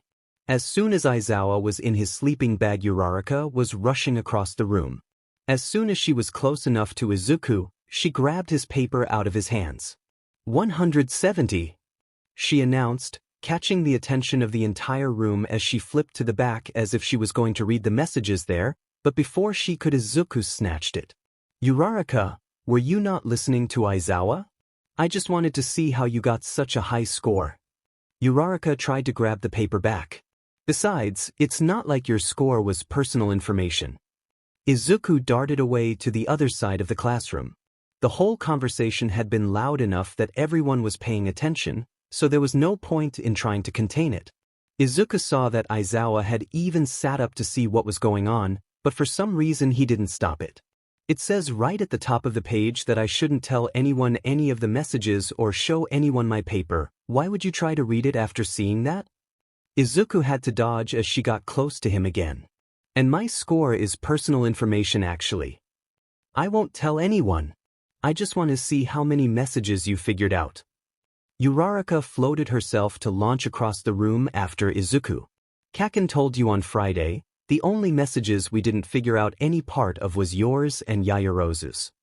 Izuku had to activate 1% of 1 for all to roll out of the way to avoid her. He couldn't use any higher percentage without risking damage to the classroom. But Deku, I want to see it. Unfortunately 1% is not fast enough to avoid Uraraka's new moves. She got close enough and reached out to grab the paper, but right before her hand could close around it, she was wrapped in Aizawa's capture weapon and pulled away. Uraraka, detention. I recall saying that part of being a hero is knowing what information should remain private. You had multiple warnings that his quiz contains private information, yet you continued to attempt to see it anyway. That is enough for a full week of detention. You then decided that it was acceptable to use your quirk in my classroom, which will award you another week. I expected better out of someone who has already been exposed to confidential information. Izuku sighed in relief and went back to his desk. Aizawa could give him a week or even a month of detention for using his quirk in class and he wouldn't care. While he wasn't able to keep his score private, he was able to keep his classmates' secrets safe, and that was enough to make it worth it. To his surprise, Aizawa just released Uraraka and went back to his sleeping bag. Deku used his quirk too. Uraraka blurted out before Aizawa managed to zip himself inside. He did what he could to protect his classmates' private information. Aizawa deadpanned before zipping himself inside the sleeping bag. The class remained quiet for the rest of the class PRD. That whole thing had put all of them off talking about their scores. Izuku was grateful about it. He didn't want to hear anything about his score and he didn't want anyone else to question what messages were so private. He did, however, have no problem talking to Katsuki about it, after, of course, he put his quiz away so no one else could try and sneak a peek. I knew that people would question me about my score after Friday, but I didn't expect that. Izuku sighed loudly, not caring that others could hear. No one effing expected that. She was effing ruthless. I mean, she spent all weekend questioning me whenever she could, but I thought that maybe hearing Aizawa say that some of this information should remain private would deter her. Deku, I'm pretty new to this whole friend thing, but she doesn't seem like a very good one. What? No, she's great, just really curious, that's all. Izuku felt like he was lying as he said that, but he really did consider Uraraka a close friend. If you effing say so. After that they changed the subject to the hero fight that had been on TV that morning. That conversation continued through all their classes until lunch. Izuku went to follow his friends to lunch, when Shinso suddenly grabbed him and pulled him away from the rest of the class. As soon as they were alone, Shinso started talking. I hope you don't mind, my dad told me what your message was. Izuku was about to start apologizing, but Shinso spoke faster to cut him off. It's okay, I was thinking about telling you and Kaminari anyway. But you weren't going to tell Kaken, I'm so? I wasn't going to tell him, but you trust him, and I know he is one of Kaminari's friends. Shinso sighed. He wasn't my first choice of people to tell, but honestly he doesn't seem to be the worst person to know. Actually, that's why I pulled you aside. I wanted to thank you. For this morning. I don't mind Bakugo knowing, but I don't really want Uraraka to know. She's nice and all, but she likes to talk, and I don't really want all the questions. Before this weekend Izuku would have defended her, but after the weekend he found himself agreeing. I have no idea what other information you might have been protecting, but thank you for keeping that information from getting out. When I came up with my message, I figured that only Mr. Aizawa and Kaken would ever know about it. I purposefully chose something that Mr. Aizawa already knew, just like I did last time. That information was never meant to reach anyone else, and it won't reach anyone else if I can help it. Izuku shrugged. Thank you, you're a good friend. Shinso turned back to go the way they came. Now I don't know about you, but I'm hungry. They walked back to the cafeteria together to join the rest of their friends. Izuku was a little worried about being near Uraraka, and when they walked up the rest of the group was lecturing her about what she had done that morning. Izuku and Shinso turned around, not wanting to be near for that. Izuku followed Shinso out of the cafeteria to a tree, where they sat down with Shuji, Kuda, and Tokoyami. Apparently this is where they sit if they want to get away from the noise inside. After they silently nodded at the two newcomers, the whole group sat there eating their lunch, enjoying the sunshine and each other's company in silence. It was the most relaxing lunch Izuku had in ages. Izuku thought that it was going to be another normal Tuesday. The assignment had been practically forgotten about, Uraraka had apologized, and everyone was still riding the high of the school festival that had happened a couple weeks prior. Izuku still felt a bit bad about the whole gentle criminal thing, but he couldn't let the man ruin the day for Eri. Luckily their performance went off without a hitch and Eri had a great time. The day went pretty normally until after lunch. Izuku tried to get Katsuki's attention during class, but he was unsuccessful. The last time that had happened had been while they were fighting, so Izuku was concerned. Their relationship had been going so well, Izuku had no idea why Katsuki would start ignoring him. Going into foundational heroics, the day got even more abnormal. Instead of just All Might leading the class, Aizawa was also there. There were a lot of whispers as the class put on their gym clothes and met back up in a gym they hadn't been to before. Today's class will be slightly different than usual. It will be somewhat similar to the secretive communication assignment. Just like previous iterations, you will be working with a partner. But instead of trying to get a message to your partner across a classroom, one of you will be directing the other. Aizawa spoke as he led them to a railing. Over the railing they could see a series of rooms. There was a kitchen, a bathroom, a living room, and a bedroom. It looked as though someone had taken the roof off of a one-story house and now they were looking down into it. 5 people will be inside the house looking for cards. Aizawa held up a playing card. Their partners will be up here trying to figure out riddles so that they can direct the person in the house to where the cards are. There will be a total of 20 cards hidden, but the goal is to find 4 and then enter the code to leave the house through the front door. The code will also need to be figured out by a brain teaser done by the person up here.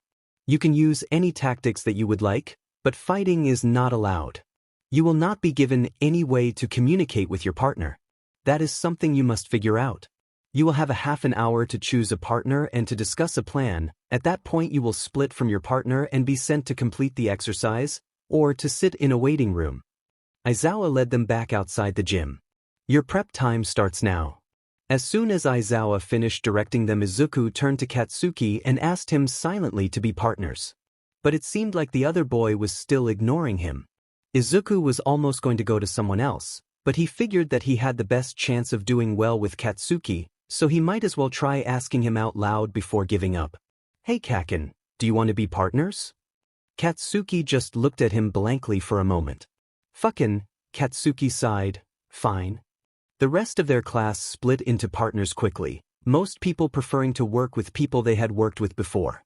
As soon as people paired up, they went off on their own, making sure that they were out of earshot of anyone else. Izuku followed Katsuki to the side of the building. Leaning on the wall, Izuku started to plan. Okay Kaken, how should we go about this? Do you want to be up here working on the riddles or down there finding the cards? I mean, I think I would do okay finding the cards, but I love riddles. I'll be down there finding the cards, you solve the riddles. We already can communicate just fine, so there is no reason to strategize more than that. Okay, but... Deku, shut up, Katsuki pointedly turned away from Izuku. After a moment he moved to a completely different part of the wall, far away from Izuku. Izuku was hurt. He thought that Katsuki would never turn his back on him. After everything they had been through he thought they were solid, but this was really making him question that. The half an hour passed slowly. Izuku spent the whole time kicking at the dirt, stressing about what had happened with Katsuki. He was also worried about how this exercise would go. Normally they had no issues with communication, but Katsuki was ignoring him. As they stood apart from each other, Izuku took the time to really look at Katsuki. He was expecting to see anger or annoyance, something that would explain his actions but also reassure him that they could still do the exercise well. But Katsuki was just staring at the ground, not looking as though he was actually seeing it. Izuku had seen Katsuki like this only a couple times. once in middle school, after the sludge villain attack, and again after Kamino. Both times Izuku later learned that Katsuki had a lot on his mind. After the sludge villain, Katsuki had realized that he wasn't strong enough alone, and he struggled with that. After Kamino, he was struggling with guilt about All Might and having been kidnapped. This time there was no obvious stressor for this sudden shift, so Izuku was clueless about what was going on and how to help. There was nothing he could do except wait for Katsuki to tell him about what was going on, but Izuku worried that Katsuki would be preoccupied during this exercise. Katsuki could work past annoyance or anger to get through an exercise. It might not be pleasant like during the final exam, but he could. Izuku had seen that multiple times, but the only time that he had seen Katsuki attempt something while he was this distracted was the provisional licensing exam. He couldn't say for certain that being distracted was the reason Katsuki failed, but it probably didn't help. After the half hour ended, the class was called back to start the first round of the exercise. Aizawa called out which pairs would go first. Izuku and Katsuki were called to go in the second group, along with Ida and Todoroki, Mina and Tsu, Shuji and Kuda, and Satu and Tokoyami. Once they figured out who was going first, they were split up and taken to different rooms. Izuku found himself sitting in a room with Ida, Tsu, Kuda, and Tokoyami. Their partners were taken to a different room so they couldn't strategize anymore. It didn't matter to Izuku anyway. It's not like they strategized much to begin with. The room they were taken to was pretty basic. It was a mostly empty white room.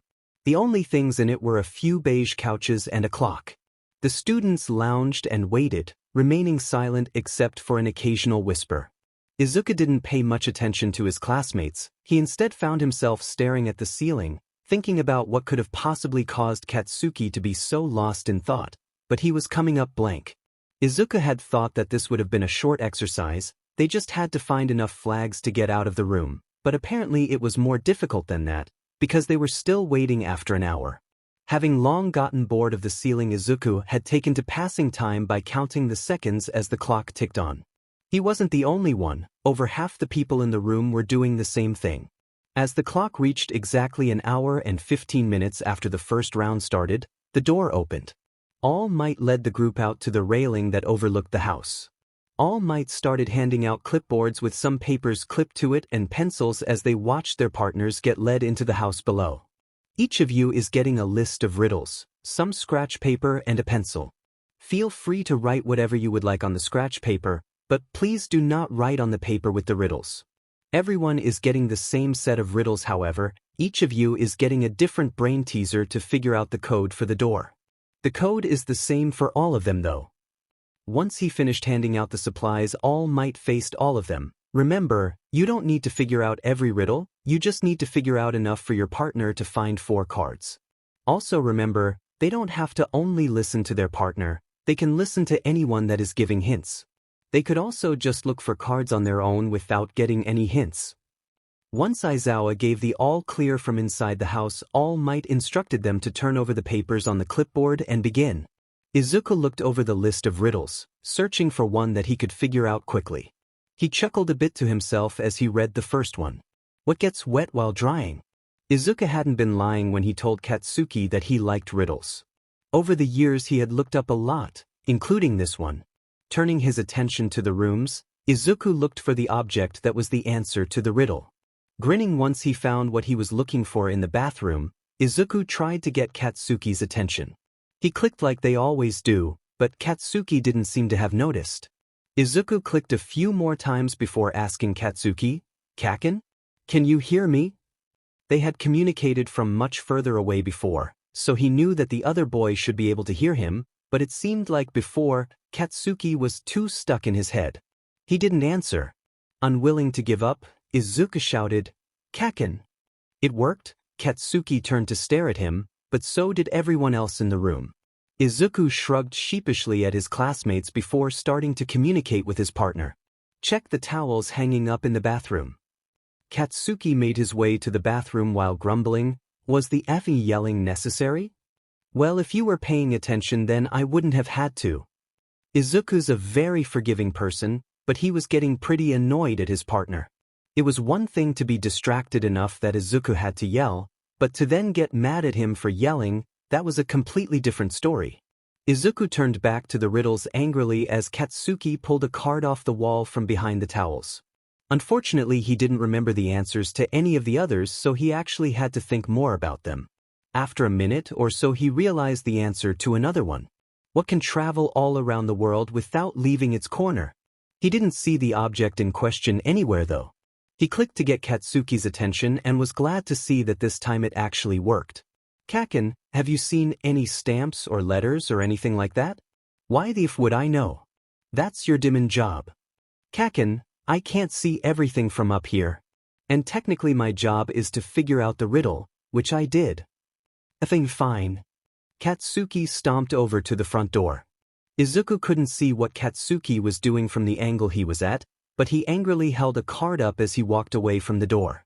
Izuku was distracted by a commotion at a different part of the house. Mina and Satu were racing to get to a clock in the living room, only for Todoroki to freeze it in a block of ice before either of them got to it.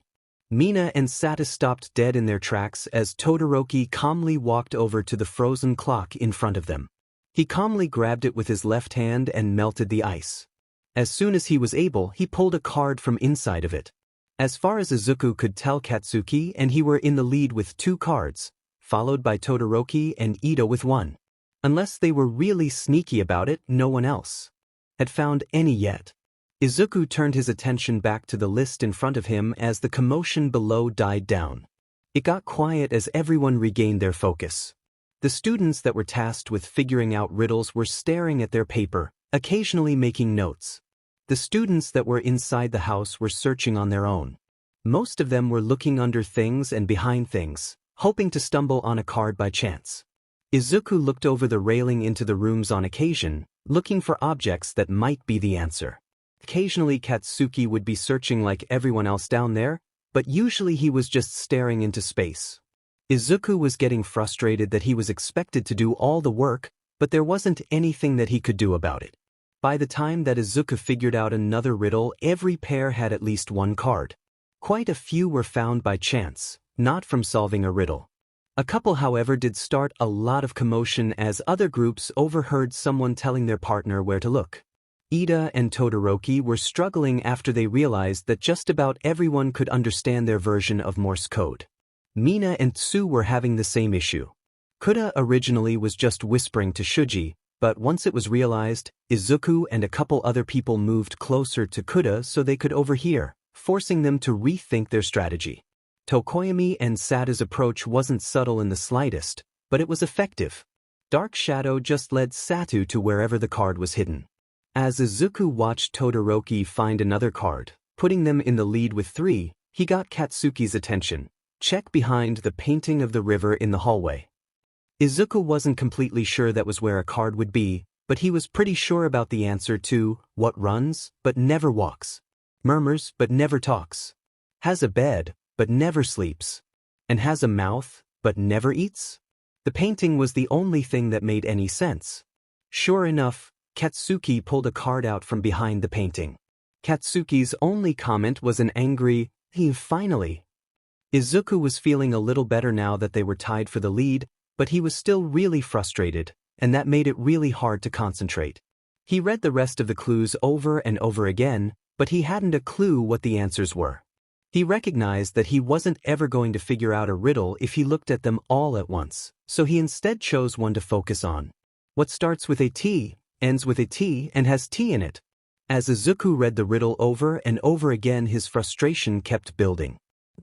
Izuku sighed. I could really use a cup of tea right now. Izuku's head shot up. That's it. He looked around the rooms until he spotted the teapot on the counter in the kitchen. Kaken in the teapot. Katsuki made his way to the teapot and looked inside, and then under it. There is effing nothing here, Deku. Oh, I found that one already. Mina spoke up from across the room as she held up a card so that Izuku and Katsuki could see it. Izuku groaned as Katsuki grumbled and wandered away, probably to stare at another wall. Izuku knew that there was a chance he would waste his time solving a riddle someone had already found the card for, but it really didn't help his frustration. He could feel his eyes starting to tear up, but he held it back. This was not the time nor place for crying, no matter how frustrated and angry he was. He kept looking at the riddles and saw another that he might be able to solve. What has words but never speaks? He recognized it from when he had searched for riddles before, but he couldn't quite remember the answer. He searched the rooms for anything that could spark his memory. When his eyes landed on the bookshelf in the bedroom, he couldn't help but grin. "Kaken, look at the books on the bookshelf." As Katsuki made his way into the bedroom, Izuku's stomach dropped. He watched as Todoroki found his final card behind a calendar. He quickly turned the page on his clipboard to look at the brain teaser to figure out the code. Before he could read it though, he heard a click from Katsuki. "Deku, there is nothing here." Izuku looked up to see Katsuki throwing books around. He flipped back to the riddles quickly and began to read them, but not before telling Katsuki, "Just start looking under everything in the bookshelf. I haven't seen anyone check there and there isn't much time." The next few moments seemed to take forever, but it was probably just a moment. Izuku read through the list before stopping on one. What has a head and a tail but no body? The answer was on the tip of his tongue. Right before the answer could come to him, he looked up to see Katsuki finding a card under a jar full of coins. Izuku flipped the page back to the brain teaser for the code and began to read. The first and last digits are the same. The sum of the last two digits is the sum of the middle two digits is the first three digits are in ascending order. The sum of all the digits is. At first looking at it he was overwhelmed. He had no idea where to start and he was still struggling to concentrate because of his frustration with Katsuki. Izuku looked around for Ida, only to find him writing furiously. Realizing he was running out of time, Izuku turned back to his brain teaser. As he worked through it, he struggled to keep himself from mumbling. It was a habit that he had worked to break for years, but he still thought the best out loud. Luckily, he had somewhat trained himself to transfer his mumbling to writing, so he took out a piece of scratch paper and went to work. The only thing anyone heard for a while was pencils scratching against paper. Ida and Izuku were working to figure out the code, while the rest of their classmates were trying to figure out the riddles and find cards. Both Todoroki and Katsuki were standing by the door waiting for their partner to tell them the code. Todoroki was looking at Ida, ready to find out the code as soon as Ida figured it out. Katsuki was staring at the ground, deep in thought again. Izuku narrowed the answer down to 9 different codes, then to 4, then finally to 1. Without wasting a second he started clicking to get Katsuki's attention. But Katsuki didn't notice. "Kaken," Izuku spoke aloud, not wanting to bring too much attention to the fact that he had figured it out, but Katsuki still didn't budge. "Kaken." Izuku spoke louder, but the other boy still wasn't listening. Izuku heard tapping from nearby and Todoroki made his way to the keypad. "Kaken!" Izuku yelled as loud as he could, making everyone in the room jump. Katsuki swung around to glare at him, but it was too late. Todoroki had already made it out the door. Katsuki's head swung around to look at Todoroki before turning back to Izuku furiously. "What the F, Deku? Are you so DMN useless that you couldn't figure out the DMN code before them? Why the F did I pair up with a useless effin' Deku?" In middle school an outburst like that would have been completely normal and Izuku would have just brushed it off. Recently an outburst like that would have really upset Izuku. But after having just struggled on this assignment, the outburst just turned Izuku's frustration into anger. "How dare you blame me? I was trying to get your attention before Ida figured out the code, but you were too busy staring off into space. You didn't do anything the whole time. In this exercise, you were the useless one." Izuku glared down at Katsuki, who rather than yell back, which would have been totally expected, just stomped away, not caring that class hadn't ended yet. While they were yelling, their classmates that had been in the first round had been led back into the room, so their entire class was staring at Katsuki as he left, and then at Izuku. Still beyond angry, Izuku ignored them. He turned his attention to All Might and Aizawa. All Might coughed a couple times, bringing the attention to him before he started talking. "Well done today, everyone. We will be going over the exercise in class tomorrow, so take some time to think over where you could have improved before then. Other than that, class is dismissed. Have a good afternoon." Izuku barely let All Might finish talking before he left the room. He knew that his friends would want to make sure that he was okay after an argument like that, but he hadn't calmed down enough to deal with people yet and he really didn't expect to for the rest of the day. In all the years that he had known Katsuki, he had never been this angry at him.